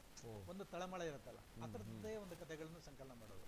ಈ ತಲ್ಲಣದ ಅಕ್ಷಣದಲ್ಲಿ ನಮ್ಮ ಜೀವನ ಒಂದು ತಲ್ಲಣದಲ್ಲಿ ನಡೀತಾ ಇರುತ್ತೆ. ಆ ಥರ ತಲ್ಲಣದ್ದೇ ಒಂದಷ್ಟು ಕಥೆಗಳು ಅದರಲ್ಲಿ ಬಂತು. ನೆಕ್ಸ್ಟ್ ಜಿ ಗಾಂಧಿ ಅಂತ ಒಂದು ಕಥಾ ಸಂಕಲನ, ಜಿ ಗಾಂಧಿ ಅಂತ. ಇನ್ನೊಂದು ಇಹದ ಪರಿಮಳ ಅಂತ. ಜಿ ಗಾಂಧಿ ಅಂದ್ರೆ ರಾಜಕೀಯ ಇಲ್ಲ, ಅದೇನಂದ್ರೆ ಗಾಂಧೀಜಿ ಅನ್ನೋದು ಇದೆಯಲ್ಲ, ಅದು ಜಿ ಗಾಂಧಿ ಅಂತ. ಜಿ ಉಜೂರ್ ಟು ಗಾಂಧಿ. ಗಾಂಧಿಗೆ ಅವನು ಒಬ್ಬ ಏನಾಗ್ತಾನೆ, ಈಗ ಸಾಫ್ಟ್ವೇರ್ ಇಂಜಿನಿಯರ್. ರಿಸೆಷನ್ ಬಂತಲ್ಲ ಒಂದು 10 ವರ್ಷಗಳ ಹಿಂದೆ, ಎಲ್ಲ ಮುಳುಗೋಯ್ತು. ಕಂಪ್ಯೂಟರ್ ಸಾಫ್ಟ್ವೇರ್ ಇಂಜಿನಿಯರ್ ಎಲ್ಲ ಮುಳುಗೋಯ್ತು. ಐ ಟಿ ಟೈಮಲ್ಲಿ ಒಬ್ಬ ಏನು ಭೂಮಿಗೆ ಹೋಗಿರ್ತಾನೆ, ಅವನು ಹೇಗೆ ಮುಳುಗೋಗ್ತಾನೆ, ಆ ಮುಳುಗೋದಾಗ ಅವ್ನಿಗೆ ಯಾರು ಕಾಪಾಡ್ತಾರೆ? ಅವನು ಗಾಂಧಿ ತತ್ವಗಳಿಗೆ ಕ್ರೈಸಿಸ್ ಟೈಮಲ್ಲಿ, ಅವ್ನು ಕ್ರೈಸಿಸ್ ಟೈಮಲ್ಲಿ ಅವನು ಗಾಂಧಿ ಭವನಕ್ಕೆ ಹೋಗಿ ಗಾಂಧಿ ತತ್ವಗಳನ್ನ ಪಾಲನೆ ಮಾಡಿಸ್ಕೊಂಡು ಹೋಗ್ತಾನೆ. ಅವಾಗ ಅವನಿಗೆ ಒಂದು ಕಾನ್ಫಿಡೆನ್ಸ್, ಆದರ್ಶಗಳನ್ನು ಪಾಲಿಸಿ. ಅವಾಗ ಅವ್ನು ಗಾಂಧಿಗೆ ನಾನು ಗಾಂಧಿಗೆ ಸರೆಂಡರ್ ಆಗ್ತೀನಿ ಅಂದರೆ ಸರೆಂಡರ್ ಆಗೋದು ಆ ಅರ್ಥದಲ್ಲಿ. ಆ ಥರದೊಂದು ಕಥೆ ಅದು. ಅದಾದ್ಮೇಲೆ ಇಹದ ಪರಿಮಳ ಅಂತ ನಮ್ಮ ನವಕರ್ನಾಟಕ ಪ್ರಕಾಶನದವರು ಮಾಡಿದ್ರು. ಅದರಲ್ಲಿ ನೀವು ಹೇಳಿದಾಗೆ ಎಲ್ಲ ಕಥೆಗಳಲ್ಲಿ ಏನೋ ಒಂಥರದ ಪರಿಮಳ. ಗಂಧದ ಬಾಗಿಲು ಅಂತ ಒಂದು ಕಥೆ ಇದೆ, ಇಹದ ಪರಿಮಳ ಅಂತಲೇ ಒಂದು ಕಥೆ ಇದೆ, ಮಳೆ ಅಂತ ಒಂದು ಕಥೆ ಇದೆ. ಅಲ್ಲಿ ಮಳೆ ಬಿದ್ದಾಗ ಈ ಭೂಮಿ ಒಂದು ಏನೋ ಪರಿಮಳ ಬರುತ್ತಲ್ಲ, ಈ ಥರ ಎಲ್ಲದರಲ್ಲೂ ಒಂದೊಂಥರ ಪರಿಮಳ ಇರ್ತಕ್ಕಂಥಷ್ಟು ಕಥೆಗಳು. ಆಮೇಲೆ ಇನ್ನೊಂದು ಇತ್ತೀಚೆಗೆ ಒಂದು ಅಸೀಮ ರೂಪಿ ಅಂತ ಒಂದು ಕಥಾ ಸಂಕಲನ ಬಂತು, ಸಪ್ನಾ ಬುಕ್ ಹೌಸ್ನವ್ರು ಮಾಡಿದ್ರು. ಅದರಲ್ಲಿ ಅಸೀಮ ರೂಪಿ, ಸಾವಿಗೆ ಒಂದು ಸೀಮೆ ಇಲ್ಲ, ಅಸೀಮ ರೂಪಿ. ಸೊ ಇದಾಗ ಎಲ್ಲ ಕಥೆಗಳಲ್ಲೂ ಒಂದಲ್ಲ ಒಂದು ರೀತಿ ಸಾವಿದೆ. ಸುಮಾರು ಒಂದು 10-11 ಕಥೆಗಳಿದೆ. ಎಲ್ಲ ಕಥೆಯಲ್ಲೂ ಸಾವಿದೆ, ಸಾವಿನ ಸುತ್ತ ಇರ್ತಕ್ಕಂಥ ಕಥೆಗಳು. ಸೊ ಈ ಥರದ ಒಂದಷ್ಟು ಪ್ರಯೋಗಗಳು ಮಾಡ್ತಾ ಹೋದ್ವಿ. ಓಕೆ. ಸೊ ಈಗ ಸಪ್ನಾದವ್ರದ್ದು ಇನ್ನೊಂದು ಕಥಾ ಸಂಕಲನ ನಿಮ್ಮ ಕಥೆಯಲ್ಲಿ ಸಸ್ಪೆನ್ಸ್ ಆ ಥರ ಏನು ಇಲ್ಲ, ನನಗೆ ಅದು ಇಲ್ಲ ಮಾಡಿಲ್ಲ. ಡಿಟೆಕ್ಟಿವ್ ಸಸ್ಪೆನ್ಸಿವ್ ಅದನ್ನು ಇಲ್ಲ. ಅದು ಎಷ್ಟು ಅವು ಏನಂದ್ರೆ ಅದೊಂದು ಜನರು ಬೇರೆ, ಆ ಇದು ಓದಿಸ್ತೀವಿ ಅಷ್ಟೇ, ಬಟ್ ಅಲ್ಲಿ ಲಿಟ್ರೇಚರ್ ಕ್ವಾಲಿಟಿ ನಾವು ಕೊಡೋಕ್ಕಾಗಲ್ಲ. ನಿಮಗೆ ಸಸ್ಪೆನ್ಸ್ ಥ್ರಿಲ್ಲರ್ ಕೊಟ್ಕೊಂಡು ನಾವು ಕಾದಂಬರಿ ಹೇಳಿ ನಿಮ್ಮನ್ನ ತುದಿಗಾಲ ನಿಲ್ಲಿಸಿ ಎಲ್ಲ ಸುಳ್ಳು ಹೇಳ್ಕೊಂಡು ಹೋಗ್ತೀವಿ, ಬೋಗಸ್ ಹೇಳ್ಕೊಂಡು ಹೋಗ್ತೀವಿ, ಎಲ್ಲ ಸುಳ್ಳು ಸತ್ಯ ಇರಲ್ಲ. ಬಟ್ ಅದು ಮ್ಯಾಕ್ಸಿಮಮ್ ಕಲ್ಪನೆ ಇರುತ್ತೆ. ಅದು ಓದೋದು ಅಷ್ಟೇ ನಮ್ಮ ಕೆಲಸ ಅಲ್ಲ, ಅದಕ್ಕೆ ಮಾಡಲಿಕ್ಕೆ ಬೇರೆ ಬೇಕಾದಷ್ಟು ಲೇಖಕರಿದ್ದಾರೆ, ಅವ್ರು ಮಾಡಲಿ. ನಮ್ದು ನಾವು ಸ್ವಲ್ಪ ಏನೋ ಅಲ್ವಾ, ಅವ್ರಿಗೂ ಆಲ್ ದ ಬೆಸ್ಟ್. ಅವರು ಆಮೇಲೆ ಏನಂದ್ರೆ ಯಾರನ್ನೂ ನಾವು ನಿರಾಕರಿಸೋಕ್ಕಾಗಲ್ಲ. ಹೇಗೆ ಅಂದ್ರೆ ಸಾಹಿತ್ಯ ಹೇಗೆ ಅಂದ್ರೆ 1ನೇ class primary school, high school, college ಹೇಗಿದೆಯೋ ಹಾಗೆ ನಮ್ಮ ಸಾಹಿತಿಗಳಲ್ಲೂ ಇತ್ತು. ಈಗ ಫಾರ್ ಎಕ್ಸಾಂಪಲ್ ಪ್ರೈಮರಿ ಸ್ಕೂಲ್ ಹುಡುಗನ ಅಟ್ರಾಕ್ಟ್ ಮಾಡೋದು ಎನ್ ನರಸಿಂಹಯ್ಯನ ಕಾದಂಬರಿ ಓದ್ತಿದ್ವಿ. ಇನ್ನು ಸ್ವಲ್ಪ ಮೇಲೆ ಹೋಗ್ಬೇಕಾದ್ರೆ ಇನ್ನೊಂದು ಹೆಸರುಗಳು ಹೇಳೋದು ಬೇಡ, ಇನ್ನು ಹೈಸ್ಕೂಲ್ ಲೆವೆಲ್ಗೆ ಒಂದಷ್ಟು ಕಾದಂಬರಿಗಳು ಓದ್ತೀವಿ. ಸೊ ಕಾಲೇಜ್ ಲೆವೆಲ್ಗೆ ಇನ್ನೊಂದು ಸ್ವಲ್ಪ ಸ್ಟ್ಯಾಂಡರ್ಡ್ ಅಂತ ಇಟ್ಕೊಳ್ಳೋಣ. ಸೊ ನೀವು ಮಾಸ್ಟರ್ ಡಿಗ್ರಿಗೆ ಇನ್ನೊಂದಷ್ಟು ಸ್ಟ್ಯಾಂಡರ್ಡ್ ಹೋಗ್ತೀರಿ. What about PhD? ನಿಮ್ಗೆ ಯಾರು ಸಿಗ್ತಾರೆ ಅವಾಗ? ಕುವೆಂಪು, ಬೇಂದ್ರೆ, ಕಾರಂತರು, ಅನಂತಮೂರ್ತಿ, ಈ ಥರ ಸಿಗ್ತಾರೆ. ಸೊ ನಮ್ಮ ಗುರಿ ಎಲ್ಲಿರ್ಬೇಕು ಅಲ್ಲಿರ್ಬೇಕು, ಖಂಡಿತ ಮೇಲಕ್ಕೆ ಹೋಗ್ತಾ ಇರ್ಬೇಕು. ನಾವು ಇನ್ನೂ ಎನ್ ನರಸಿಂಹಯ್ಯ ಅಲ್ಲೇ ಇರ್ತೀರಾ ಅಲ್ವಾ? ಇನ್ನು ಸ್ವಲ್ಪ ಮೇಲಕ್ಕೆ ಹೋದ್ರೆ ಎಂಡಮೂರಿ ವೀರೇಂದ್ರನಾಥ್ ನಿಮ್ಗೆ ಅಟ್ರಾಕ್ಟ್ ಆಗ್ಬೋದು. ಹೌದು, ಮೈಂಡ್ ಡೈವರ್ಟ್ ಆಗ್ಬೋದು ಅಲ್ವಾ? ಈ ಥರ ಅದನ್ನು ನಾವು ಇದನ್ನೆಲ್ಲ ಬಿಯಾಂಡ್ ಹೋಗ್ಬೇಕು ಅನ್ನೋದು ನಮ್ಮ ಉದ್ದೇಶ ಅಷ್ಟೇ. ದೊಡ್ಡ ಗುರಿ ಇಟ್ಕೊಂಡ್ರೆ ದೊಡ್ಡ ಖಂಡಿತ. ಬಟ್ ಆ ಮಟ್ಟಕ್ಕೆ ನಾವು ಹೋಗ್ತೀವಿ ಅಂತ ಅರ್ಥ ಅಲ್ಲ, ಆ ಮಟ್ಟದ ಇದು ಅಂತ ಅಲ್ಲ. ನಮ್ಮ ಕೈಲಾಗಿದ್ದ ಪ್ರಯತ್ನಗಳು ನಾವು ಮಾಡ್ತಾ ಇರೋದು. ನಮ್ಮ ಎಫರ್ಟ್ ಏನಿದೆ, ನಮ್ಮ ಎಫರ್ಟನ್ನು ನಾವು ಕೊಡೋಣ. ಅದು ಯಾರಿಗೆ ಯಾವತ್ತೂ ಕ್ವಾಲಿಟಿ ಬರ್ತಾವೆ ಅಷ್ಟೇ. ಅದು ವಿಮರ್ಶಕರಿಗೆ ಹೇಳಬೇಕು ಅಥವಾ ಯಾರು ರೀಡರ್ಸ್ ಇರ್ತಾರೆ ಅವ್ರು ಹೇಗೆ ರಿಸೀವ್ ಮಾಡ್ತಾರೆ ಅದ್ರ ಮೇಲೆ ಡಿಪೆಂಡ್ ಆಗುತ್ತೆ. ನಾವು ಹೀಗೆ ಬರಿತೀವಿ, ಭಾಳ ಸಲ ಏನಂತೆ ಮಹತ್ವಾಕಾಂಕ್ಷೆಯಿಂದ ಬರಿತೀವಲ್ವಾ, ತುಂಬ ಅಟ್ರ ಫ್ಲಾಪ್ ಆಗ್ಬಿಡುತ್ತೆ ಅಲ್ವಾ? ಸುಮ್ಮನೆ ಮಾಡಿ, ನ್ಯಾಚುರಲ್ ಮಾಡಿ. ನಾವು ಎಷ್ಟೋ ಸಿನಿಮಾಗಳು ನೋಡಿದ್ದೀವಿ ಅಲ್ವಾ? ಸುಮ್ಮನೆ ಒಂದು ಸಿನಿಮಾ ಮಾಡಿದ್ವಿ, ಅದು ಹಿಟ್ ಆಯ್ತು ಅಂತ ಹೇಳ್ತಾರೆ. ಯೋಗರಾಜ್ ಭಟ್ ಮುಂಗಾರು ಮಳೆ ಸಹಜವಾಗಿ ಮಾಡಿದ್ದು, ತುಂಬಾ ಸಹಜವಾಗಿ ಮಾಡಿದ್ದು, ಆರ್ಡಿನರಿ ಆಗಿ ಮಾಡಿದ್ದು ಅಂತ ಎಷ್ಟು ಅದ್ಭುತವಾಗಿ ಹಿಟ್ ಆಯ್ತು. ಹಾಗೆ ಬಹಳ ಮಹತ್ವಾಕಾಂಕ್ಷೆ ಹಿಂದಿ ಚಿತ್ರದಲ್ಲಿ ಇದು ಮೈನೆ ಪ್ಯಾರಿಕ್ಯ, ಅದು ಕೂಡ ಬಹಳ ಸಹಜವಾಗಿ ಮಾಡಿದ್ದು, ಬಟ್ ಅಷ್ಟು ಬಹಳ ಮಹತ್ವಾಕಾಂಕ್ಷೆ ಇಟ್ಕೊಂಡು ಮಾಡೋದು ಅಟರ್ ಫ್ಲಾಪ್ ಆಗಲ್ಲ. ಈಗ ಅದನ್ನ ಹೇಳಕ್ಕಾಗಲ್ಲ, ಹೀಗೆ ಅಂತ ಡಿಫೈನ್ ಮಾಡೋಕ್ಕಾಗಲ್ಲ. ಬಟ್ ಏನಪ್ಪ ನಮ್ಮ ಕೆಲಸ ಏನೋ, ಬಟ್ ಆದ್ರೂ ಸಹ ಅಷ್ಟು ನಾವು ಪ್ರಿಪ್ರೇಷನ್ ಮಾಡಿದಾಗ ಏನಾಗುತ್ತೆ, ನಮ್ಮ ಕಾನ್ಸಂಟ್ರೇಷನ್ ಹೆಚ್ಚು ಕ್ವಾಲಿಟಿ ಮೇಲೆ ಮಾಡೋಕ್ಕೆ ಪ್ರಯತ್ನ ಮಾಡ್ತೀವಿ. ಅಲ್ಲಿ ನಮ್ಮ ಟ್ಯಾಲೆಂಟ್ ಹೊರಟೋಗುತ್ತೆ. ಅವಾಗ ಯಾರೇ ರೀಚ್ ಆಗಬೇಕು ಅವ್ರಿಗೆ ರೀಚ್ ಆಗಲ್ಲ. ಅದು ಸಮಸ್ಯೆ. ನೀವು ಕ್ವಾಲಿಟಿ ಕೊಡ್ತೀರಿ, ಅದ್ಭುತವಾದ ಏನು ಎಲ್ಲ ವಿಮರ್ಶಾ ಮಾನದಂಡಗಳು ಇಟ್ಕೊಂಡು ಮಾಡ್ತೀರಿ, ಬಟ್ ಯಾರು ರೀಚ್ ಆಗಬೇಕು ಅವ್ರಿಗೆ ರೀಚ್ ಆಗಲ್ಲ. ಇದು ಫೇಲ್ಯೂರ್ ಆಗ್ಬಿಡ್ತವೆ. ನಿಜ. ಮಹತ್ವಾಕಾಂಕ್ಷೆ ಇರಬೇಕು, ನಿಜ. ಅದು ಸಹಜವಾಗಿ ತಗೊಂಡು ಎಷ್ಟೋ ಹಳ್ಳಿ ಸ್ಟೋರೀಸ್ ಆಗಿದೆ ನಿಜ, ಬಿಕಾಸ್ ನ್ಯಾಚುರಲ್ ಅದು ಬಹಳ ಮಹತ್ವಾಕಾಂಕ್ಷೆ ಇಟ್ಕೋಬೇಕು, ಆದರೆ ತುಂಬಾ ಮಹತ್ವಾಕಾಂಕ್ಷೆ ಬೇಡ ಹೆಚ್ಚು ಬರೆಯುವಾಗ ಆ ಥರದೊಂದು ಪ್ರಜ್ಞೆ ಇಟ್ಕೊಂಡು ಬರೀಬೇಕು ಅಂತ. ಆಮೇಲೆ ನಾರಾಯಣ್ ಸರ್, ಈಗ ದೇಶ ಸುತ್ತಿ ನೋಡು, ಕೋಶ ಓದಿ ನೋಡು ಅಂತ ಹೇಳ್ತಾರೆ. ಸೊ ಇದಕ್ಕೆ ನೀವೇನು ಹೇಳಕ್ಕೆ ಇಷ್ಟಪಡ್ತೀನಿ? ನಾನು 2ನೇ ವರ್ಗಕ್ಕೆ ಸೇರಿದವನು. ನನಗೆ ಹೆಚ್ಚು ತಿರುಗಾಡೋಕ್ಕೆ ನನಗೇನು ಇಷ್ಟ ಇಲ್ಲ. ಓಕೆ. ಸೊ ಹಾಗಾಗಿ ನಾನು ಭಾಳ ಎಲ್ಲ ಕಡೆಗೆ ಪ್ರವಾಸ ನನಗೆ ಇದಿಲ್ಲ. ಎಷ್ಟಾರ ಪುಸ್ತಕ ಕೂಡ ಓದ್ತೀನಿ. ಟ್ರಾವೆಲ್ ರೈಟರ್ ಅಂತ ಹೇಳ್ತಾರೆ, ಅಂದ್ರೆ ಓಡಾಡ್ತಾನೆ ಅವ್ರು ಪ್ರವಾಸಿ ಬರಗಾರ ಅಲ್ಲ. ನಾ ಏನಂದ್ರೆ ಈಗ ನಾವು ಊರಿಗೆ ಹೋಗ್ಬೇಕಾದ್ರೆ ಬರುವಾಗ ಬಸ್ಸಲ್ಲಿ ನಮ್ಮ ಪುಸ್ತಕಗಳು ಓದಕ್ಕೆ ದಿನ ಓಡಾಡಿದ ರಸ್ತೆ ಅದು. ಹೌದು. ಅಲ್ಲಿ ನಾವು ಒಂದು ಪುಸ್ತಕ ಕೈಲಿ ಇಟ್ಕೋತೀವಿ, ಹೋಗೋ ಒಂದು ರೀಡಿಂಗ್ ಅಲ್ಲಿ ಒಂದು ಪುಸ್ತಕ ಮುಗಿಸ್ಬಿಡ್ತೀವಿ. ನೀವು ಆಯ್ತು ಒಂದು ಹೊಸ ಪ್ರದೇಶಕ್ಕೆ ಹೋಗ್ತೀರಿ. ಓಕೆ. ಈಗ ನಾನು ವಿದೇಶಿ ಪ್ರವಾಸಿಗರು ಒಂದಷ್ಟು ಜನ ನೋಡ್ತಿರ್ತೀವಿ, ರಸ್ತೆಯಲ್ಲಿ ನೋಡ್ತಾ ಇರ್ತೀರಿ. ಅವರು ಹಿಂದೆ ಪರ್ಫೆಕ್ಟ್ ಬೈಂಡಿಂಗ್ ಪುಸ್ತಕಗಳು ಇರ್ತಾರೆ, ಒಂದು ಪೇಜ್ ಓದ್ತಾರೆ, ತೆಗೆದು ಬಿಸಾಕ್ತಾರೆ. ಲಗೇಜ್ ವೆಯ್ಟ್ ಕಮ್ಮಿ ಆಗಬೇಕು ಅಂತ. ವೆಯ್ಟ್ ಕಡಿಮೆ ಆಗಲಿ ಓದಿದ್ಮೇಲೆ ಅದು ಇನ್ನೇನು ಬೇಕೋ ತೆಗೆದು ಕಸದ್ಬಿಟ್ಟು ಎಷ್ಟು ಹೋಗ್ತಾರೆ. ಓಕೆ. ಸೊ ನೀವು ದೇಶ ನೋಡೋಕೆ ಬಂದಿದ್ದೀರಾ, ಪುಸ್ತಕ ಓದೋಕೆ ಬಂದಿದ್ದೀರಾ? ಅದು ಎರಡೂ ಆಗಲ್ಲ. ನೀವು ಹೊರಗಡೆ ಬಂದಾಗ ಬಸ್ ಸ್ಟ್ಯಾಂಡಲ್ಲಿ ನಿಂತಿದ್ದೀರಿ, ನೀವು ಜನಗಳನ್ನ ಸ್ಟಡಿ ಮಾಡಿ. ಒಂದು ಮಾಡ್ಬೇಕು. ಯಾವುದು? ನೀವು ಜನಗಳ ಸ್ಟಡಿ ಮಾಡಿ. ಬರೀ ವಿಸಿಟಿಂಗ್ ಪ್ಲೇಸ್ ನೋಡೋದು ಅಷ್ಟೇ ನಿಮ್ಮ ಕೆಲಸ ಅಲ್ಲ. ಹೌದು. ನೀವು ಜನಗಳನ್ನ, ಅವರ ಹಾವಭಾವನ, ಅವ್ರೇನೋ ಒಂದು ಹಾವಾಡ್ಸೋನ್ ಇರ್ತಾನೆ, ಇನ್ನೇನೋ ಕಡಲೆಕಾಯಿ ಮಾರೋನ್ ಇರ್ತಾನೆ, ಅವನ್ನೆಲ್ಲ ಅವ್ರ ಫೀಲಿಂಗ್ ಗೈಡ್ ಇರ್ತಾನೆ, ಅವ್ರ ಫೀಲಿಂಗ್ ನೀವು ಅರ್ಥ ಮಾಡ್ಕೊಳ್ಳಿ. ನೀವು ಒಂದು ಬೇರೆ ಪ್ರದೇಶಕ್ಕೆ ಹೋಗಿದ್ದೀರಾ, ನೀವು ಮತ್ತೊಂದ್ಸಲ ಹೋಗಿ ಅದನ್ನ ನೋಡೋಕ್ಕಾಗಲ್ಲ ಅಲ್ವಾ? ನಮ್ಮೂರಲ್ಲೇ ನಮ್ಮ ಜನಗಳದ್ದೇ ನಾವು ಭಾವನೆಗಳನ್ನ ಅರ್ಥ ಮಾಡ್ಕೊಳಕ್ಕಾಗಲ್ಲ. ಸೊ ನೀವು ಬಂದಿರೋ ಉದ್ದೇಶ ಏನೋ ಪ್ರವಾಸಕ್ಕೆ ಬಂದಿದ್ದೀರಿ, ಆ ಕೆಲಸ ಮಾಡಿ. ಅವಾಗ ಓದೋದ್ರಲ್ಲಿ ನನಗೇನು ಆಸಕ್ತಿ ಅನ್ಸಲ್ಲ. ಓದೋದು ನಮಗೆ ಬೇಕಾದ ಬೇರೆ ಟೈಮ್ ಇದೆ. ರೂಮಲ್ಲಿ ಕೂರಿರ್ತೀರಾ, ಆ ಟೈಮಲ್ಲಿ ಓದ್ಕೊಳ್ಳಿ. ಪ್ರವಾಸ ಮಾಡಕ್ಕೆ ಅದರದೇ ಆದ ಸಮಯ ಇರುತ್ತೆ. ನೀವು ರಸ್ತೆಯಲ್ಲಿ ಬಸ್ಸಲ್ಲಿ ಹೋಗ್ತೀರಾ ಅಥವಾ ಟ್ರೈನಲ್ಲಿ ಹೋಗ್ತಾ ಇದ್ದೀರಾ, ನಿಸರ್ಗನ ಎಂಜಾಯ್ ಮಾಡಿ. ಆ್ಯಕ್ಚುಲಿ ಈವನ್ ನಾವು ಟ್ರಾವೆಲ್ ಮಾಡುವಾಗ ಓದಿದ್ರು ಕೂಡ ಅದು ಕಣ್ಣಿಗೆ ಎಫೆಕ್ಟ್ ಅಂತ ಹೇಳ್ತಾರೆ. ಅಲ್ಲ ಒಂದು ಸೈಂಟಿಫಿಕ್ ಆಗಿ ಹೇಳಬೇಕಂದ್ರೆ ಅಂದ್ರೆ ಅದು ಶೇಕ್ ಆಗ್ತಾ ಇರುತ್ತೆ. ಹೌದು ಹೌದು ಹೌದು, ಅದು ಒಳ್ಳೇದಲ್ಲ.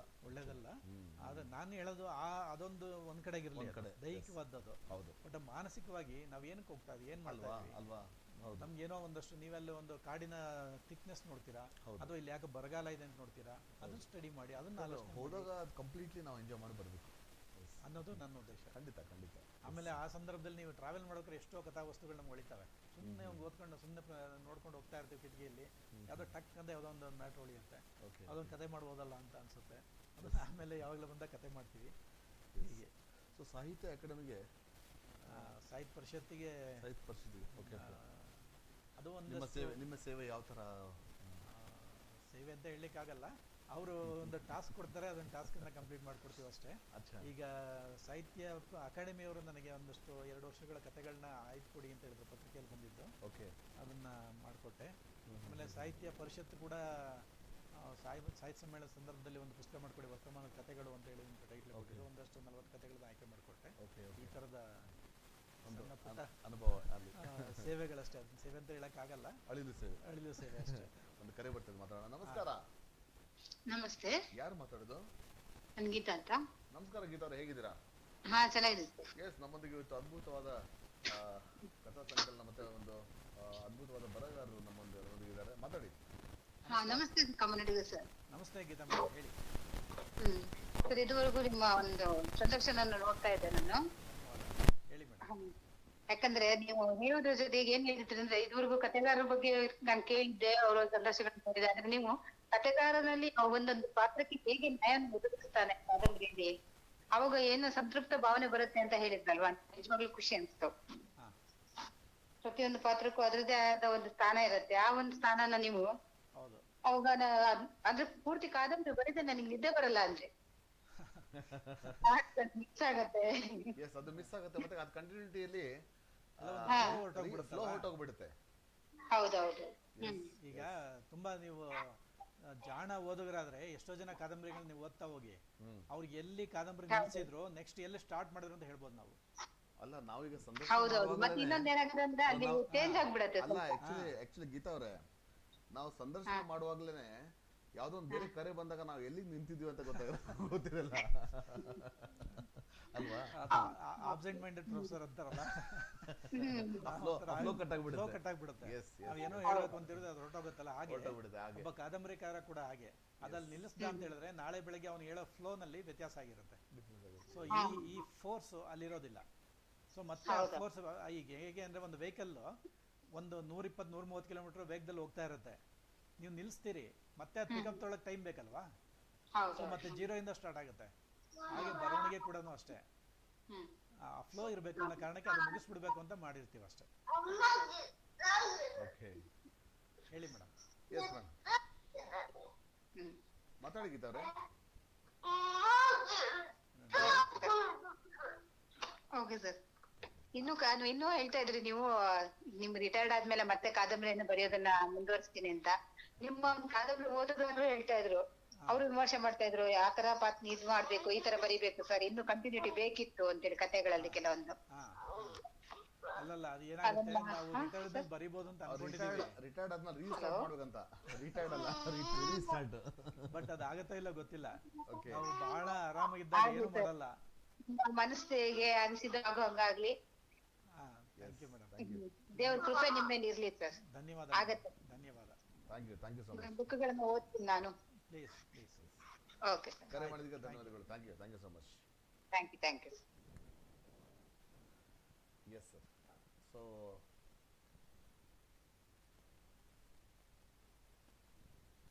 ಓಕೆ, ಅದ್ರ ಬಗ್ಗೆ ಹೇಳ್ತಿದ್ರಲ್ವಾ?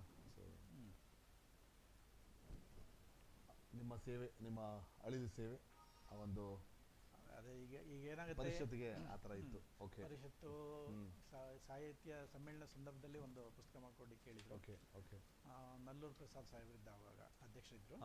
ಸೊ ಹಾಗಾಗಿ ವರ್ತಮಾನದ ಕಥೆಗಳು ಅಂತ ಸುಮಾರು ಒಂದು 40 ವರ್ಷಗಳಲ್ಲಿ ಬಂದಂತ ಅತ್ಯುತ್ತಮ ಕಥೆಗಳನ್ನ ಆಯ್ದುಬಿಟ್ಟು ಒಂದು ಸಂಕಲನ ಮಾಡ್ಕೊಟ್ವಿ. ಜೊತೆಗೆ ಬೈರಮಂಗಲ ರಾಮೇಗೌಡರು ಕೂಡ ಸಹ ಸಂಪಾದಕರಾಗಿದ್ರು. ಇನ್ನು ಅಕಾಡೆಮಿ ಕೇಳಿದ್ರಿ, ಅದು ಏನಂದ್ರೆ ಪತ್ರಿಕೆಯಲ್ಲಿ ಆಯಾ ವರ್ಷ ಪ್ರಕಟವಾದಂತಹ ಕಥೆಗಳನ್ನ ಆಯ್ದು ಕೊಡ್ತಕ್ಕಂಥ ಒಂದು ಕಾರ್ಯಕ್ರಮ ಅದು. ಅವರು ಪುಸ್ತಕ ಪ್ರಕಟ ಮಾಡ್ತಾರೆ. ಅದಕ್ಕೆ 2012 ಮತ್ತು 2013ನೇ ಸಾಲಿನ ಕಥೆಗಳನ್ನ ಆಯ್ದು ಕೊಡಿ ಅಂತ ಮಾಲತಿ ಪಟ್ಟಣ್ ಶೆಟ್ಟಿ ಅವರು ಅಧ್ಯಕ್ಷರಾಗಿದ್ದರು. ಅವರು ಒಂದು ಟಾಸ್ಕ್ ಕೊಟ್ಟರು, ಅದನ್ನ ಮಾಡಿಕೊಟ್ಟೆ. ಹೀಗೆ ಬೇರೆ ಪ್ರಕಾಶಕರು ಇನ್ನೇನೋ ಒಂದು ಟಾಸ್ಕ್ ಕೊಡ್ತಾರೆ. CVG ಪ್ರಕಾಶನ ಅಂತ ಒಂದಿದೆ, ಅವರು ಒಂದಷ್ಟು ದಶಕದ ಕಥೆಗಳನ್ನ ಮಾಡಿಕೊಡಿ ಅಂತ ಕೊಟ್ಟರು. ಸೊ ಸುಮಾರು ಒಂದು 40 ಕಥೆಗಳನ್ನ, ಅತ್ಯುತ್ತಮ ಕಥೆಗಳನ್ನ ಆಯ್ಕೆ ಮಾಡಿಕೊಟ್ಟೆ. ಕಾಲ ಕರಗುವ ಮುನ್ನ ಅಂತ ತುಂಬಾ ಒಳ್ಳೆ ಸಂಕಲನ ಆಗಿ ತುಂಬಾ ಒಳ್ಳೆ ಹೆಸರು ಬಂತದ್ದು. ಹೀಗೆ ನಿರಂತರವಾಗಿ ಪ್ರಯತ್ನಗಳು ನಡೀತಾ ಗೆಲುವಿನ ಪಯಣ, ಪಯಣ ಅಷ್ಟೇ. ನಾವೆಲ್ಲ ಎಲ್ಲಿ ನಿಜ ಮುಗಿಯಲ್ಲ, ಅದು ಒಂದು ಜರ್ನಿ ಇದು. ಎಸ್. ಸೊ ನಿಮಗೆ ಹಲವಾರು ಪ್ರಶಸ್ತಿಗಳನ್ನ ಆರಿಸಿ ಬಂದಿವೆ. ಸೊ ಅದ್ರ ಬಗ್ಗೆ ನಮ್ಮ ವಿಷಯಗಳೊಂದಿಗೆ 2 ಮಾತು ಹಂಚಿಕೊಳ್ಳಿ.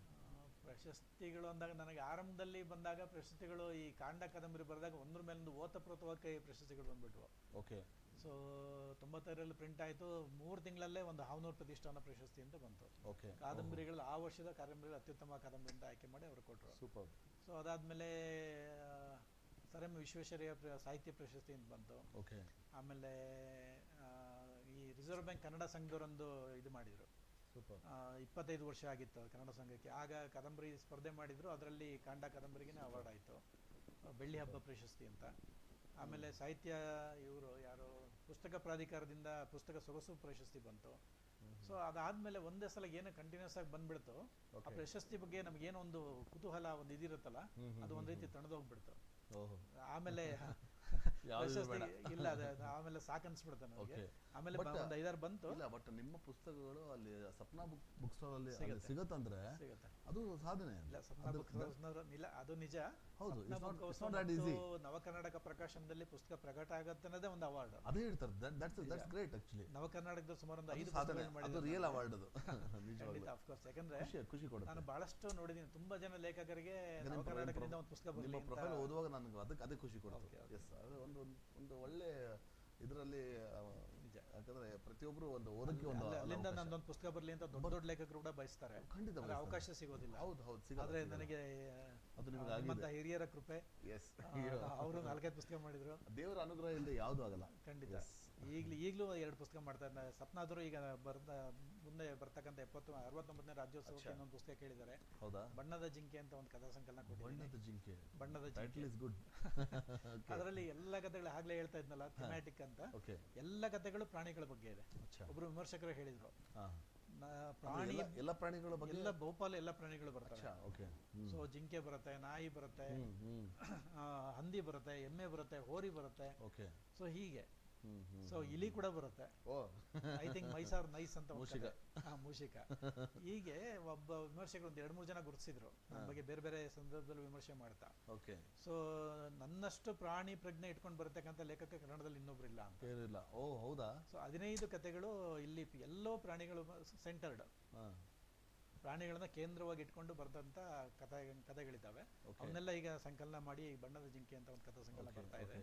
ನವೆಂಬರ್ ಅಲ್ಲಿ. ಪ್ರಾಣಿಗಳ ಬಗ್ಗೆ ಅಂದ್ರೆ ಪ್ರಾಣಿ ಯಾವ ರೀತಿ? ಪ್ರಾಣಿನೇ ಒಂದು ಪಾತ್ರ. ಪ್ರಾಣಿನೇ ಪಾತ್ರ. ಮನುಷ್ಯನು ಇರ್ತಾನೆ, ಮನುಷ್ಯನ ಸುತ್ತ ಅಲ್ಲಿ ಪ್ರಾಣಿ ಹೆಚ್ಚು ಸೆಂಟರ್ಡ್ ಇಟ್ಕೊಂಡು ಪ್ರಾಮುಖ್ಯತೆ ಹೆಚ್ಚು. ನಾನು ಹೇಗೆ ಅಂದ್ರೆ, ಈಗ ಭೂಮಿ ಅನ್ನೋದು ನಮ್ದು ಅಂತ ತಿಳ್ಕೊಂಡ್ಬಿಟ್ಟಿದೀವಿ. ಎಲ್ಲ ಪ್ರಾಣಿಗಳು ಬದುಕಿರೋದು ಮನುಷ್ಯನಿಗೋಸ್ಕರ ಅಂತ ಒಂದು ಜನ ನಾವು ಭಾವಿಸಿದೀವಿ. ಸುಳ್ಳು. ಮನುಷ್ಯ ಹುಟ್ಟಿದ ಆಮೇಲೆ, ಮೊದಲು ಪ್ರಾಣಿಗಳು ಹುಟ್ಟಿದ್ರು. ಈ ಭೂಮಿ ಪ್ರಾಣಿ ಪಕ್ಷಿಗಳದ್ದು ಫಸ್ಟ್ ಮೂಲಭೂತವಾಗಿ. ಆಮೇಲೆ ನಾವು ಅದನ್ನ ಆಕ್ರಮಣ ಮಾಡಿದೀವಿ ಅಲ್ವಾ?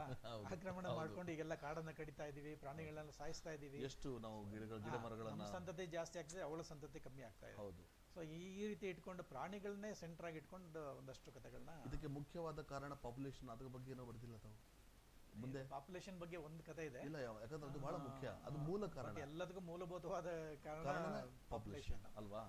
ನಿಜ. ಬಿಕಾಸ್ ನಮಗೆ ಅದು ಇರ್ಲಿಕ್ಕೆ ಜಾಗ ಇದ್ದಂಗೆ ಆಗ್ಬಿಟ್ಟಿದೆ. They are building lot of apartments ಕಟ್ತಿದ್ದಾರೆ. ಹಾಗಾಗಿ ಅದು ಸಹಜವಾಗಿ ಅಂದ್ರೆ ಅಸಹಜವಾಗಿ ಅವರು ಮರಗಿಡನ್ನ ಕಡಿಯುವ ಒಂದು ಪರಿಸ್ಥಿತಿ ಸಂದರ್ಭ ಬರ್ತಾ ಇದೆ. ಪೂರ್ತಿ ಅದೇ ಇದೆ. ಜನಸಂಖ್ಯೆ ಜಾಸ್ತಿ ಆಗ್ತಿರೋದೇ ಬಹಳಷ್ಟು ಸಮಸ್ಯೆಗಳ ಮೂಲ ಕಾರಣ. ಮೂಲ ಮತ್ತು ಮೂಲಭೂತವಾದ ಕಾರಣ ಅದೇ. ಅದ್ರ ಬಗ್ಗೆ ತಾವು ಒಂದು ಕಳಕಳಿಯಲ್ಲಿ ಒಂದು ಕಥೆಯಲ್ಲಿ ಬಹಳ ಸೆಂಟರ್ಡ್ ಆಗಿ ಅದೊಂದು ಕಥೆ ಇದೆ, ಕ್ರಾಂತಿ ಅಂತ ಒಂದು ಕಥೆ. ಅಲ್ಲ, ಒಂದು ಮೆಸೇಜ್ ಸಿಕ್ಕರೆ ಬಹಳ ಒಳ್ಳೇದಂತ ನನ್ನ. ಅದೇ ಏನು ಮಾಡಕ್ ಆಗಲ್ಲ. ಮೆಸೇಜ್ ಅಷ್ಟೇ ಕೊಟ್ಟು ಏನ್ ಮಾಡ್ತೀರಿ? ಯಾರು ರೀಚ್ ಆಗ್ಬೇಕದು. ರೀಚ್ ಆಗ್ಬೇಕಾದ್ರೆ ರೀಚ್ ಆಗದೆ ಗೊತ್ತಿಲ್ಲ ಅದರ ಪರಿವರ್ತನೆ ಆಗ್ಬೋದು. ಅದನ್ನ ನಾವು ಹೇಳ್ತೀವಿ, ಎಷ್ಟೋ ಪರಿವರ್ತನೆ ಆಗಿದೆ. ಅಲ್ಲ ಆಗುತ್ತೆ, ನಮ್ಗೆ ಗೊತ್ತಿಲ್ಲಲ್ಲ, ಎಲ್ಲೋ ಆಗಿರುತ್ತೆ, ನಮ್ಗೆ ಗೊತ್ತೇ ಇರಲ್ಲ. ಯಾರು ಗೊತ್ತಿರಲ್ಲ, ಯಾರು ಪುಸ್ತಕ ನಮ್ಮ ಪುಸ್ತಕಗಳನ್ನ ಯಾರು ಓದ್ತಾ ಇದಾರೆ ಗೊತ್ತೇ ಇಲ್ಲ. ಅದೆಲ್ಲ ಒಂದ್ ಕಡೆಗೆ ಅದು ರೀಚ್ ಆಗ್ತಾ ಇರುತ್ತೆ. ನಮ್ಗೆ ಎಷ್ಟು ಸಾಧ್ಯ ಜನಗಳನ್ನ ವೈಚಾರಿಕವಾಗಿ ವೈಜ್ಞಾನಿಕವಾಗಿ ಆಲೋಚನೆ ಮಾಡ್ತಕ್ಕಂಥ ಒಂದು ಮೆಸೇಜ್ ಅನ್ನು ಕೊಡ್ಬೋದು ನಮ್ಮಿಂದ ಅನ್ನೋದು ಒಂದು ಪ್ರಯತ್ನಗಳು ನನ್ನ ಕೃತಿಗಳಲ್ಲಿ ಮಾಡ್ತಾ ಇರ್ತೀನಿ. ಹೌದು ಹೌದು. ಸರ್, ಈಗ ನೀವು ಒಂದು ವೇಳೆ ಏನೋ ತಿಳಿದೇ ಏನೋ ತಪ್ಪಾಗಿರುತ್ತೆ ಅಥವಾ ಏನೋ ಒಂದು ಯಾರಿಗೆ ನೋವಾಗಿರುತ್ತೆ, ಸೊ ನೀವು ಯಾರಿಗೆ ಸಾರಿ ಕೇಳೋಕೆ ಇಷ್ಟಪಡ್ತೀರಿ ಒಂದು ಸಂದರ್ಭದಲ್ಲಿ? ಆಗ್ಲೇ ಹೇಳಿದಾಗೆ ಸಾರಿ ಹೇಳ್ಬೇಕಂದ್ರೆ ಮೊದಲನೇದಾಗಿ ನಮ್ಮ ಮನೆಯವ್ರಿಗೆ ಹೇಳ್ಬೇಕು. ಯಾಕೆಂದ್ರೆ ಅವ್ರ ಟೈಮನ್ನೆಲ್ಲ ಕಿತ್ಕೊಂಡ್ಬಿಟ್ಟಿದೀವಲ್ವ ನಾವು. ಅವ್ರ ಪರ್ಸನಲ್ ಟೈಮ್ ಅನ್ನೋದೇ ನಮಗೆ ಈಗ ಏನಾಗುತ್ತೆ, ವಾರ ಎಲ್ಲ ಆಫೀಸ್ಗೆ ಹೋಗಿರ್ತೀವಿ, ಬೆಳಗ್ಗೆ ಹೋದ್ರೆ ಸಂಜೆ ಬಂದಿರ್ತೀವಿ. ಸೊ ಹಾಗಾಗಿ ಅವ್ರಿಗೆ ಫ್ಯಾಮಿಲಿ ಟೈಮ್ ಕೊಡೋಕೆ ಆಗಿರೋದಿಲ್ಲ. ಮಕ್ಕಳ ಜೊತೆಯಲ್ಲಿ, ಮನೆಯವ್ರ ಜೊತೆಗೆ, ಅವರೆಲ್ಲ ಹೊರಗಡೆ ಆಚೆ ಕರ್ಕೊಂಡು ಹೋಗ್ಲಿಕ್ಕೆ ಈ ಥರದ್ದು ಸಾಧ್ಯ ಆಗಿರೋದಿಲ್ಲ. ಹಾಗಾಗಿ ಸಾರಿ ಕೇಳಿದ್ರೆ ಮೊದಲನೇದಾಗಿ ನಮ್ಮ ಮನೆಯವ್ರಿಗೆ ಕೇಳಬೇಕಾಗತ್ತೆ. ಅಲ್ಲ, ಥ್ಯಾಂಕ್ಸ್ ಹೇಳ್ಬೇಕಂದ್ರೂ ಅವ್ರಿಗೆ ಹೇಳ್ಬೇಕು, ಅವರಿಗೂ ಹೇಳ್ಬೇಕು. ಹೆಚ್ಚು ಹೇಳ್ಬೇಕಂದ್ರೆ ನಾನು ಈಗಾಗಲೇ ಮಾತಾಡ್ತಾ ಹೇಳಿದ್ನಲ್ಲ, ನಮ್ಮ ಪ್ರಕಾಶಕರಿಗೆ ಹೇಳ್ಬೇಕು. ಯಾಕಂದ್ರೆ ಬಹಳ ಮುಖ್ಯವಾಗಿ ಅವ್ರು ಬಂಡವಾಳ ಹಾಕಿ ನಮ್ಮ ಬಗ್ಗೆ ಒಂದು ಭರವಸೆ ಇಟ್ಟು ಅವರು ಒಂದು ಪುಸ್ತಕಗಳನ್ನ ನಾವೇನೋ ಬರಿತೀವಿ, ನಿಜ ಸೋರ್ಸ್ ಬೇಕೇ ಬೇಕು. ಸೊ ನಮ್ಗೆ ಅವ್ರಿಲ್ಲ ಅಂದ್ರೆ ನಾವು ಜನಗಳನ್ನ ರೀಚ್ ಆಗ್ತಿರ್ಲಿಲ್ಲ. ಸೊ ಅವರು ಲೈಬ್ರರಿಗೆ ಪುಸ್ತಕಗಳು ಸಪ್ಲೈ ಮಾಡ್ತಾರೆ, ಅಂಗಡಿಗಳಿಗೆ ಸಪ್ಲೈ ಮಾಡ್ತಾರೆ, ಇನ್ಯಾರು ಓದೋಗ ಕೇಳ್ತಾನೆ ಒಂದು ಪುಸ್ತಕ ಬೇಕು ಅಂತ ಹೇಳಿದ್ರೆ ಅವ್ರಿಗೆ ಪೋಸ್ಟ್ ಮಾಡ್ತಾರೆ. ಅದನ್ನ ನಾನೇ ಒಬ್ಬ ಲೇಖಕನಾಗ ಅದು ಕೆಲಸ ಮಾಡೋಕ್ಕಾಗಲ್ಲ. ಪ್ರಕಾಶಕರು ಅವರಿಗೆ ಬರತಕ್ಕಂಥ ತುಂಬಾ, ಈ ಕನ್ನಡದ ಪ್ರಕಾಶಕರಿಗೆ ತುಂಬಾ ಕಡಿಮೆ ಲಾಭ ಇದೆ. ಆ ಕಡಿಮೆ ಲಾಭದಲ್ಲೂ ಕೂಡ ಪಾಪ ಅವರು ಸಹ ಆ ಕಮಿಟ್ಮೆಂಟ್ ಇದೆ, ಆ ಕಮಿಟ್ಮೆಂಟ್ ಇಟ್ಕೊಂಡು ಒಂದು ಸಾಂಸ್ಕೃತಿಕ ಸೇವೆ ಅಂತ ಬೇಕಾದ್ರೆ ಹೇಳ್ಬೋದು, ಅಂತ ಒಂದು ಕೆಲಸ ಮಾಡ್ತಿದ್ದಾರೆ. ವಿಶೇಷವಾಗಿ ಸಪ್ನಾ ಬುಕ್ ಹೌಸ್ನವರು ನನ್ನ ಪುಸ್ತಕಗಳು ಮಾಡಿದ್ದಾರೆ. ನವಕರ್ನಾಟಕ ಪ್ರಕಾಶನೂ ಥ್ಯಾಂಕ್ಸ್ ಹೇಳಲೇಬೇಕು. CVG ಪಬ್ಲಿಕೇಶನ್ ತುಂಬಾನೇ ಪುಸ್ತಕಗಳು ನಮ್ಗೆ ಮಾಡಿಕೊಟ್ಟಿದ್ದಾರೆ. ಕಣ್ವ ಪ್ರಕಾಶನದವ್ರು ಮಾಡಿದ್ದಾರೆ. ಹೀಗೆ ತುಂಬಾ ಜನ ಸ್ನೇಹಿತರುಗಳ ಪುಸ್ತಕಗಳು ಮಾಡಿದ್ದಾರೆ. ಅವ್ರಿಗೆಲ್ಲ ಈ ಸಂದರ್ಭದಲ್ಲಿ ಥ್ಯಾಂಕ್ಸ್ ಹೇಳಲಿಕ್ಕೆ ಇಷ್ಟಪಡ್ತೀನಿ. Super sir. ಸೊ ಸರ್, ನಿಮ್ಮ ಜೊತೆ ಮಾತಾಡ್ತಿದ್ರೆ ಒಂದು ಒಳ್ಳೆ ದೊಡ್ಡ ಪುಸ್ತಕನ ಓದಂಗೆ ಒಂದು ಅನುಭವ ಆಗುತ್ತೆ. ನಿಜವಾಗ್ಲೂ ಒಂದು ಅಪಾರ ಭಂಡಾರ, ಜ್ಞಾನದ ಭಂಡಾರ ತಮ್ಮಲ್ಲಿದೆ. ಬಹಳ ಖುಷಿ ಆಗುತ್ತೆ. ಮತ್ತೆ ನಿಮ್ಮ ಇದ್ರ ಜೊತೆಗೆ ಒಂದು ಹವ್ಯಾಸ ಏನಿತ್ತು ನಿಮಗೆ? ಹವ್ಯಾಸ ಬಗ್ಗೆ ಅಭ್ಯಾಸ ಅಂದ್ರೆ ಕೆಟ್ಟ ಅಭ್ಯಾಸ ಅಂದ್ರೆ ಪುಸ್ತಕ ಓದೋದೆ. ಅದು ಬಿಟ್ಟು ಪುಸ್ತಕ ಓದೋದು, ಬರೆಯೋದು. ಸ್ಪೋರ್ಟ್ಸ್ ಅಲ್ಲಿ ಏನಾದ್ರು ಇದ್ರ? ಇಲ್ಲ, ಆರಂಭದಲ್ಲಿ ಒಂದಷ್ಟು ಸಣ್ಣ ಪುಟ್ಟ ಮಾಡ್ತಿದ್ವಿ, ಬಟ್ ಎಲ್ಲೂ ಹೈಲೈಟ್ ಆಗುವಂತ ಯಾವುದು ಇದಿಲ್ಲ, ಮಾಡಿಲ್ಲ. ಇಲ್ಲ. ಓಕೆ, ನಿಮ್ಮ ಮುಂದಿನ ಯೋಜನೆಗಳಂದ್ರೆ ಈಗ ಸದ್ಯದಲ್ಲಿ ಸಪ್ನಾಯಿಂದ ಒಂದು ಪುಸ್ತಕ ಬರ್ತಾ ಇದೆ, ಬಣ್ಣದ ಜಿಂಕೆ ಹೇಳಿದ್ನಲ್ಲ. ಆಮೇಲೆ ನವಕನ್ನಡದಿಂದ ಒಂದು ಪುಸ್ತಕ ಬರ್ತಾ ಇದೆ, ದ್ವಾಪರ ಇಂಗ್ಲಿಷ್ ಅನುವಾದ ಆಗಿದೆ. ಸೊ ಇದಾದ್ಮೇಲೆ ಈಗ ಸದ್ಯದಲ್ಲಿ ಒಂದು ಬರವಣಿಗೆಯಲ್ಲಿ ಒಂದು ಕಾದಂಬರಿ ಇದೆ, ಬುದ್ಧಯಾನ ಅಂತ. ಸೊ ಅದನ್ನ ನೋಡ್ಬೇಕು, ಯಾರು ಪ್ರಕಾಶಕರು ಸಿಗ್ತಾರೆ, ಯಾವ ಪತ್ರಿಕೆಯವರು ಧಾರಾವಾಹಿ ಪ್ರಕಟ ಮಾಡ್ತಾರೆ ಅಂತ ಇನ್ನು ನಿರ್ಧಾರ ಆಗ್ಬೇಕಾಗಿದೆ. ಸೊ ಈ ಬರವಣಿಗೆ ಅಂತಿಮ ಹಂತದಲ್ಲಿದೆ, ಕೈಲಿ ಬರ್ದದ್ದಾಗಿದೆ. So DTP refresh. ಇವಾಗ ರಿಟೈರ್ಮೆಂಟ್ಗೆ ಎಷ್ಟು ವರ್ಷ ನಿಮಗೆ? ಇನ್ನು ಕರೆಕ್ಟಾಗಿ 2 ವರ್ಷ ಇದೆ. 2 ವರ್ಷ. ಓಕೆ. ಸೊ ಅದು ಪ್ಲಾನಿಂಗ್ಸ್ ಇದೆ ನಿಮಗೆ ಮುಂದೆ? ಇದೆ, ಖಂಡಿತ ಇದೆ. ಬೇರೆ ಎಲ್ಲ ಈಗಾಗಲೇ ಮಾನಸಿಕವಾಗಿ ತಯಾರಾಗಿದ್ದೀವಿ, ಏನ್ ಮಾಡ್ಬೋದು ಆ ತಯಾರಿ ಬಹಳ ಮುಖ್ಯ. ಅದೇ ಮೆಂಟಲಿ ಪ್ರಿಪರೇಷನ್ ಬಹಳ ಮುಖ್ಯ. ಸೊ ನಿಮಗೆ ಯಾವತ್ತಿಗೂ ಮರೆಯಲಾದ ಒಂದು ಮಧುರ ಕ್ಷಣ ಯಾವ್ದು ಸರ್? ಆಗ್ಲೇ ನಾನು ಹೇಳ್ದಾಗೆ, ನಾನು KPSC ಲೆಟರ್ ಬಂತು ಅಂತ ಹೇಳಿದ್ನಲ್ಲ, ಬಟ್ ಏನಂತ ಗೊತ್ತಿರಲಿಲ್ಲ ನಿಮಗೆ. ಎಕ್ಸಾಮ್ಗೋಸ್ಕರ ಎಷ್ಟೋ ಜನ ಅದಕ್ಕೋಸ್ಕರ ಪುಸ್ತಕಗಳು ಓದ್ಕೊಂಡು ಎಕ್ಸಾಮ್ ಇದು ಮಾಡಿ ಯಾರಿಗೋ ದುಡ್ಡು ಕೊಟ್ಟು ಹಿಂದೆಲ್ಲೋ ದುಡ್ಡು ಕಳ್ಕೊಂಡು ಇನ್ಫ್ಲೂಯೆನ್ಸ್ ತಗೊಂಡು ಕೆಲಸ ತಗೊಳಕೋಸ್ಕರ ಒದ್ದಾಡ್ತಾ ಇದ್ರು. ನನಗೇನು ಇಲ್ಲ, ಸುಮ್ಮನೆ ಆಟ ಆಡ್ಕೊಂಡು ಎಕ್ಸಾಮ್ ಬರದೆ ಮನೆಗೆ ಹುಡಿಕೊಂಡು ಲೆಟರ್ ಬಂತು. ಅದೇ ನಾನು ಹೇಳ್ದಾಗಲೇ ಒಬ್ರು ಮೇಷ್ಟ್ರು ಹೇಳಿದ್ರು ಅಂತ, ನಮ್ಮ ತಂದೆಗೆ ಡಿಸ್ಕರೇಜ್ ಮಾಡಿದ್ರು ಅಂತ ಹೇಳಿದ್ನಲ್ಲ, ಯಾಕೆ ಓದಿಸ್ತೆ ಎಷ್ಟೊಂದು ಅಂತ. ಅದು ಓದಿದ್ದೇನು ವ್ಯರ್ಥ ಆಗ್ಲಿಲ್ಲ, ಸಾರ್ಥಕ ಆಯ್ತಲ್ಲ. ಖಂಡಿತ ವ್ಯರ್ಥ ಆಗಲ್ಲ. ಹೌದು. ಇನ್ನೊಂದು ಯಾಕಂದ್ರೆ ಇದು ಯಾವತ್ತೂ ಆಗಿರೋ ಸರ್, ನಾನು ಇನ್ನೂ ಜಸ್ಟ್ 22 ವರ್ಷ, ಅವಾಗ ಇನ್ನೂ ಡಿಗ್ರಿ ಮುಗಿಸ್ತಾ ಇದ್ದೆ. ಆಗ್ಲೇ ನನಗೆ ಒಂದು ಉದ್ಯೋಗ ಬಂತು. ನಾನು ಓದೋದಕ್ಕಿಂತ ಇನ್ನೂ ಓದೋದಿದ್ದಾಗಲೇ ನನಗೆ ಉದ್ಯೋಗ ಅರಸು ಬಂತಲ್ವಾ, ಅದೊಂದು ಒಂದ್ ರೀತಿ ಮರೆಯಲಾಗದ ಕ್ಷಣ. ಅದು ದೊಡ್ಡ ಹುದ್ದೆನೋ ಸಣ್ಣ ಹುದ್ದೆನೋ ಅದು ಬೇರೆ ವಿಚಾರ. ಸರ್ಪ್ರೈಸ್, ಬಟ್ ನಮ್ಮ ಸ್ವಂತ ಕಾಲ ಮೇಲೆ ನಾವು ನಿಂತ್ಕೊಳ್ಳುವಂತ ಒಂದು ಅವಕಾಶ ಸಿಕ್ತು. ಪ್ರೊಫೆಷನ್. Yes sir. ನಿಮ್ಮ ಮುಂದಿನ ಯೋಜನೆಗಳು ಎಲ್ಲ ಶುಭವಾಗಲಿ. ನಿಮ್ಮ ಮತ್ತು ಯುವ ಪೀಳಿಗೆಗೆ ಏನು ಸಂದೇಶ ಕೊಡೋಕ್ಕೆ ಇಷ್ಟಪಡ್ತೀರಿ ಸರ್? ಯುವ ಪೀಳಿಗೆ ಅಂದ್ರೆ ಆಗಲೇ ನಾವು ಮಾತಾಡಿದ್ವಿ ಎಜುಕೇಶನ್ ಸಿಸ್ಟಮ್ ಬಗ್ಗೆ ಮಾತಾಡ್ತಾ ಹೇಳಿದ್ವಿ. ಸೊ ಕ್ವಾಲಿಟಿ ಎಲ್ಲೋ ಕಡಿಮೆ ಆಗ್ತಾ ಇದೆ ಅಂತ. ಸೊ ಮಕ್ಕಳು ಈ ಓದೋದ ಅಭ್ಯಾಸನ ನಾವು ರೂಢಿಸ್ಬೇಕಾಗಿದೆ, ಶಾಲೆಯಿಂದನೇ ಓದೋ ಅಭ್ಯಾಸ ರೂಢಿಸ್ಬೇಕಾಗಿದೆ. ಸೊ ಆ ಕೆಲಸ ತುಂಬಾ ಆಗಬೇಕು. ಸೊ ಡಿಗ್ರಿ ಮಾಡ್ಕೊಂಡಿದ್ದಾರೆ, ಒಂದು ಸೆಂಟೆನ್ಸ್ ಬರೆಯಕ್ಕೆ ಬರಲ್ಲ, ಮಕ್ಕಳಿಗೆ ತಂದೆ ತಾಯಿಗೆ ಒಂದು ಪತ್ರ ಬರೀರನ್ನು ಬರೆಯಕ್ಕೆ ಬರಲ್ಲ. ನಾವು ಯಾವ ಸ್ಥಿತಿಯಲ್ಲಿದ್ದೀವಿ ನಾವು? ಹೌದು ಹೌದು. ಅದಕ್ಕೆ ಫಸ್ಟ್ ನೀವು ಅಟ್ಲೀಸ್ಟ್ ಓದಿ. ಈಗ ನಾನು ಕಾದಂಬರಿನೇ ಓದಿ ಅಂತ ಹೇಳ್ತಲ್ಲ, ಏನಾದರೂ ಓದಿ. Read something. ನೀವು ಮೊಬೈಲಲ್ಲಿ ಓದಕ್ಕೆ ಹೋಗ್ಬೇಡಿ, ಹೌದು, ಪುಸ್ತಕ ಓದಿ. ಅದು ಆ ಫೀಲೇ ಬೇರೆ. ಅಷ್ಟೇ, ಆ ಫೀಲೇ ಬೇರೆ. ನಿಮ್ಗೆ ಪುಸ್ತಕ ಅದು ಎಲ್ಲೋ ಕರ್ಕೊಂಡು ಹೋಗ್ಬಿಡುತ್ತೆ ನಿಮ್ಮನ್ನ. ಖಂಡಿತ ಖಂಡಿತ. ಆ ಫೀಲನ್ನು ಮಕ್ಕಳಿಗೆ ನಾವು ತುಂಬಬೇಕಾಗಿದೆ. ಬಟ್ ಅಷ್ಟು ಸುಲಭ ಅಲ್ಲ, ನಾವು ಹೇಳಿದಷ್ಟು ಭಾಷಣ ಮಾಡಿದಷ್ಟು ಸುಲಭ ಅಲ್ಲ ಅದು. ಅದಕ್ಕೆ ಆದಂಥ ಒಂದು ಸಂಸ್ಕಾರ ಬೇಕು. ಅದನ್ನು ಯಾರು ಸದ್ಯಕ್ಕೆ ಯಾರಿಂದ ಕೊಡ್ಲಿಕ್ಕೆ ಸಾಧ್ಯ? ತಂದೆ ತಾಯಿಯಿಂದನೂ ಕೊಡ್ಲಿಕ್ಕೆ ಆಗ್ತಿಲ್ಲ, ಮೇಷ್ಟ್ರುಗಳು ಕೊಡ್ಲಿಕ್ಕೆ ಸಾಧ್ಯ. ಈಗ ನೀವು ಟೀಚರ್ಸ್ ಕೊಡಬೇಕು. ಈಗ ನೀವು ಮನೆಯಲ್ಲಿ ಇದ್ದೀರಿ, ನಿಮ್ಮ ಮಕ್ಕಳಿಂದ ಮೊಬೈಲನ್ನು ಬಿಡಿಸಿ ನೋಡೋಣ. ಭಾರಿ ಕಷ್ಟ, ತುಂಬ ಕಷ್ಟ, ಭಾಳ ಕಷ್ಟ. ಅವ್ರು ಹಠ ಮಾಡ್ತಾರೆ ಅಂತ ಆಯ್ತು ತೊಳಪ ಮೊಬೈಲ್ ನೋಡ್ಕೊಂಡು ಕುತ್ಕೊಂತ ಒಂದು ವರ್ಷ 2 ವರ್ಷದ ಮಕ್ಕಳು ಸರ್. ಹೌದು, ತಂದೆ ತಾಯಿಗಳು ಊಟ ಮಾಡಲ್ಲ ಆಯ್ತಾ. ಮೊಬೈಲ್ ಕುತ್ಕೊಂಡ್ರೆ ಅವ್ರ ಪ್ರಪಂಚನೇ ಬೇರೆ. ಈಗ 50-60 ವರ್ಷ ನಮ್ಗೆ ಏಜ್ ಆಗಿದೆ, ನಾವು ಅದನ್ನ ಯಾವ್ದೊಂದು ಆ್ಯಪ್ ಅನ್ನ ನಮ್ಗೆ ಓಪನ್ ಮಾಡಕ್ ಬರಲ್ಲ ಅಲ್ವಾ. 1 ವರ್ಷದ ಮಗು ಇನ್ನೂ ಮಾತಾಡಕ್ ಬರಲ್ಲ, ಆ್ಯಪ್ ಓಪನ್ ಮಾಡುತ್ತೆ. ಹೌದು. ಸೊ ಅದು ಹೇಗೆ ಡೈರೆಕ್ಟ್ ಆಗಿ ಅದಕ್ಕೆ ಹೋಗ್ಬಿಡ್ತಾರೆ. ಅಂದ್ರೆ ಅಷ್ಟು ಆ ಬುದ್ಧಿನ ಪುಸ್ತಕದಲ್ಲಿ ಹಾಕಿದ್ರೆ ಏನೋ ಒಂದು ಲೆವೆಲ್ ಅಲ್ಲಿ ಹೋಗ್ತಾರೆ. ಅದು ನಿಮ್ಮ ಮೇಷ್ಟ್ರುಗಳು ನಿಮ್ಮ ಹತ್ರ ಹುಡುಗರು ಒಂದು 8-10 ಗಂಟೆ ನಿಮ್ಮ ಜೊತೆಗೆ ಮುಖ್ಯವಾಗಿ ಅವರು ಅದಕ್ಕೆ ಜವಾಬ್ದಾರಿ. ಅವಾಗ ಅವ್ರು ಹೆಂಗೋ ಖಂಡಿತ ಮೊಬೈಲ್ ಮುಟ್ಟಲ್ವಾ? ಹೌದು, ಈ ಅಭ್ಯಾಸನ ರೂಢಿಸ್ಬೇಕು ಅಂತ. ಸ್ಕೂಲಲ್ಲಿ ಓದಿಸ್ತೀವಿ. ಈಗ ನಮ್ಮ ತಂದೆ ತಾಯಿಗಳನ್ನು ಮೇಷ್ಟ್ರುಗಳ ಮೇಲೆ ನಾವು ಅಟ್ಯಾಕ್ ಮಾಡಕ್ ಹೋಗ್ತಾ ಇದೀವಿ. ನನ್ನ ಮಕ್ಕಳಿಗೆ ಹಂಗ್ ಮಾಡ್ತೀರಿ, ಹೊಡಿತೀರಿ, ಬಡಿತೀರಿ, ಅವೆಲ್ಲ ಬೇಡ. ಮಕ್ಕಳನ್ನ ಬಿಡಿ, ತಂದೆ ತಾಯಿ ಹುಡುಗ ಜೊತೆಗೆ ಅವು ಓದ್ಲಿ, ಲೈಬ್ರರಿಲಿ ಕೂತ್ಕೋತಾವ, ಪುಸ್ತಕ ಓದ್ತಾವ, ಪುಸ್ತಕ ಅರಿತಾವ, ಏನ್ ಮಾಡ್ತಾವ. ಮಣ್ಣಲ್ಲೆಲ್ಲ ಆಟ ಆಡ್ತಿದ್ವಿ. ಹೌದು, ಈಗ ಅವಕಾಶನೇ ಇಲ್ಲ. ಎಲ್ಲ ಕಡೆ ಡಾಂಬರು ಡಿಜಿಟಲ್ ಆಗ್ಬಿಟ್ಟಿದೆ. ಆ ಮಣ್ಣಿನ ಫೀಲಿಂಗೇ ಇಲ್ಲ. ಮಣ್ಣು ಅಂದ್ರೆ ಏನು ಅಂತ ಕೇಳೋ ಸ್ಥಿತಿ ಇದೆ. ಭತ್ತದಿಂದ ಅಕ್ಕಿ ಬರೋದಂತಲೇ ಗೊತ್ತಿಲ್ಲ ಮಕ್ಕಳಿಗೆ. ಅಕ್ಕಿನ ಎಲ್ಲ ಫ್ಯಾಕ್ಟರಿಯಲ್ಲಿ ತಯಾರು ಮಾಡ್ತಾರೆ, ಅಂಗಡಿಯಿಂದ ತರ್ತಾ ಇದೀವಿ ಅಂತ. ನೀವು ಹಾಗೆ ನೋಡಿ, ಪ್ರಶ್ನೆ ಕೇಳಿ ನೋಡಿ, ಅವ್ರಿಗೆ ಉತ್ತರ ಕೊಡೋದು ಹೀಗೆ. ನಿಜ.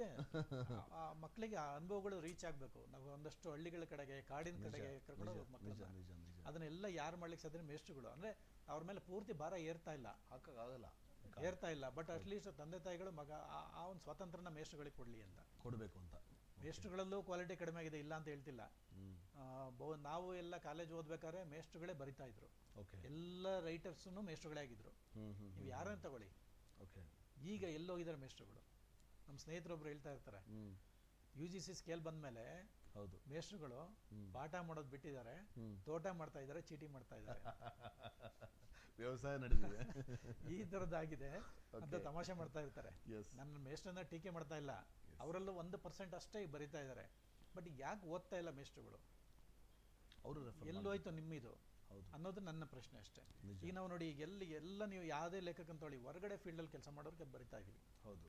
ಸೊ ನಮ್ದು ಉದ್ಯೋಗ ಪಾಠ ಮಾಡೋದಾಗ್ಲಿ ಅಥವಾ ಓದೋದಾಗ್ಲಿ ಅಲ್ಲ. ನಾವೆಲ್ಲೋ ಬೇರೆ ಕಚೇರಿಯಲ್ಲಿ ಏನೋ ಮಾಡ್ತಾ ಇರ್ತೀವಿ, ಫೈಲ್ ಓದ್ತಾ ಇರ್ತೀವಿ, ಇನ್ನೇನೋ ಮಾಡ್ತೀವಿ. ನಾವು ಬಂದು ಕತೆ ಬರಿತೀವಿ, ನಾವು ಬಂದು ಕಾದಂಬರಿ ಬರಿತಾ ಇದೀವಿ. ಸೊ ನಿಮ್ಗೇನಾಯ್ತು? ಇಷ್ಟು ವರ್ಷ ಬರಿತಿದ್ದ ಮೇಷ್ಟ್ರುಗಳು ಎಲ್ಲೋದ್ರಿ ಅಲ್ವಾ? ಸೊ ನಿಮ್ಮಿಂದ ಜಾಸ್ತಿ ಜನ ನಿರೀಕ್ಷೆ ಇರುತ್ತೆ. ನಿಮ್ಮಿಂದ ಬರಿಂದ ಸಾಹಿತ್ಯ ಅಷ್ಟೇ ಅಲ್ಲ, ಮಕ್ಕಳು ಕೂಡ ನಿರೀಕ್ಷೆ ಮಾಡ್ತಾ ಇರ್ತವೆ. ಮಕ್ಕಳು ಈಗ ಒಬ್ಬ ಲೇಖಕನನ್ನ ಎಷ್ಟು ಜನ ಫಾಲೋ ಮಾಡಲ್ಲ, ಒಬ್ಬ ಲೆಕ್ಚರರ್ನ ಅಷ್ಟು ಜನ ಸ್ಟೂಡೆಂಟ್ ಫಾಲೋ ಮಾಡ್ತಾರೆ. ನೀವು ಹಾಕೋ ಬಟ್ಟೆ ಏನೋ, ನಿಮ್ಮ ಹಾವಭಾವ ಏನೋ, ಅವರೇ ಆದರ್ಶ. ನೀವು ಖಂಡಿತ ನೀವು ಹಾಕೊಳ್ಳೋ ಪ್ರತಿಯೊಂದನ್ನು ಕೂಡ ಅವ್ರು ಅಬ್ಸರ್ವ್ ಮಾಡ್ತಾ ಇರ್ತಾರೆ. ಅದರಿಂದ ಮೇಷ್ಟ್ರುಗಳೇ ಆದರ್ಶ ಆಗ್ಬೇಕು ಮಕ್ಕಳಿಗೆ. ಖಂಡಿತ. ಹೌದು. ಸೊ 100 ಜನಗಳಿಗೆ 1000 ಜನಗಳಿಗೆ ಪ್ರೇರಣೆ ಆಗ್ತಕ್ಕಂಥ ಮೇಷ್ಟ್ರುಗಳು. ಶಿಕ್ಷಕರ ಒಂದು ಬಿಹೇವಿಯರ್ ಆಗಲಿ, ಪ್ರತಿಯೊಂದು ಮಾತಾಡೋದ್ರಿಂದ ಪ್ರತಿಯೊಂದು ಕೌಂಟ್ ಆಗುತ್ತೆ. ಹಾಗಾಗಿ ಅಲ್ಲಿಯ ನಮ್ಮ ಮೂಲಭೂತವಾದಂತ ಬೀಜಗಳು ಅಲ್ಲಿದ್ದಾವೆ. ಇಲ್ಲಿ ನಾವು ಯಾರಿಗೂ ಬ್ಲೇಮ್ ಮಾಡುವಂತದ್ದಲ್ಲ. ಇಲ್ಲ. ಬಟ್ ಒಂದು ವಿಚಾರ ವಾಸ್ತವ ಆಗಿದೆ.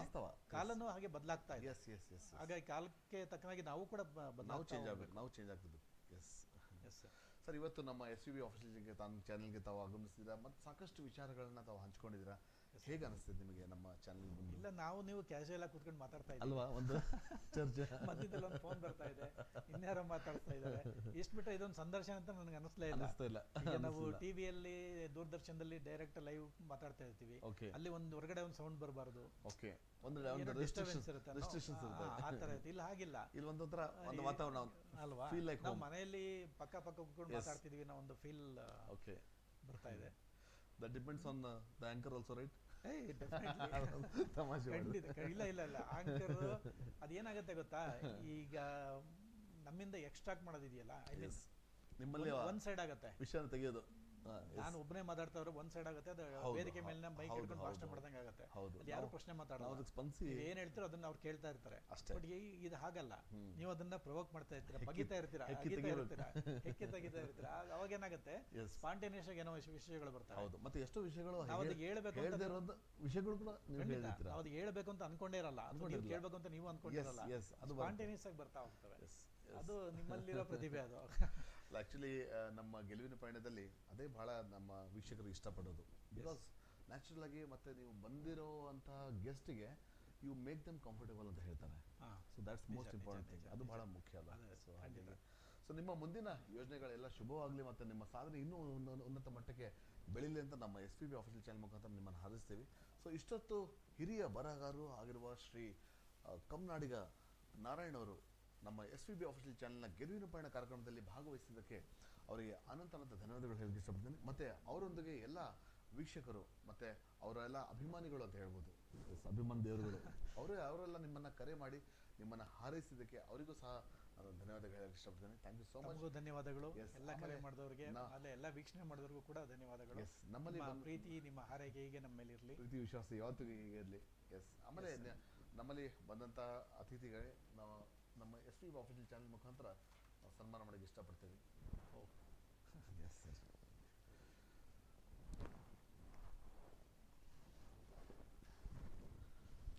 ಸೊ ನಮಗೆ ನಮ್ಮ ಚಾನಲ್ಗೆ ಸಹಕಾರ ನೀಡಿದಂತಹ ಮತ್ತು ಮೊಮೆಂಟ್ ಕೊಟ್ಟಿದ್ದಂತಹ ಮಹೇಂದ್ರ ಮನ್ನತ್ ಅವರಿಗೆ ಥ್ಯಾಂಕ್ಸ್ ಹೇಳಕ್ಕೆ ಇಷ್ಟಪಡ್ತೀನಿ. ಮತ್ತು ನಮ್ಮ ಚಾನಲ್ಗೆ ಸಹಕಾರ ನೀಡಿದಂತಹ ಸವಿತಾ ಅವರಿಗೂ ಕೂಡ ಥ್ಯಾಂಕ್ಸ್ ಹೇಳಕ್ಕೆ ಇಷ್ಟಪಡ್ತೀನಿ. Thank you so much for supporting us. And ಮತ್ತೆ ಮುಂದಿನ ಸಂಚಿಕೆಯಲ್ಲಿ ಸಿಗೋಣ ಹೊಸ ಸಾಧಕರೊಂದಿಗೆ, ಹೊಸ ವಿಷಯವೊಂದಿಗೆ. ಅಲ್ಲಿವರೆಗೂ ಜೈ ಹಿಂದ್, ಜೈ ಕರ್ನಾಟಕ, ಜೈ ಕನ್ನಡ ಮಾತೆ. ನಮಸ್ತೆ.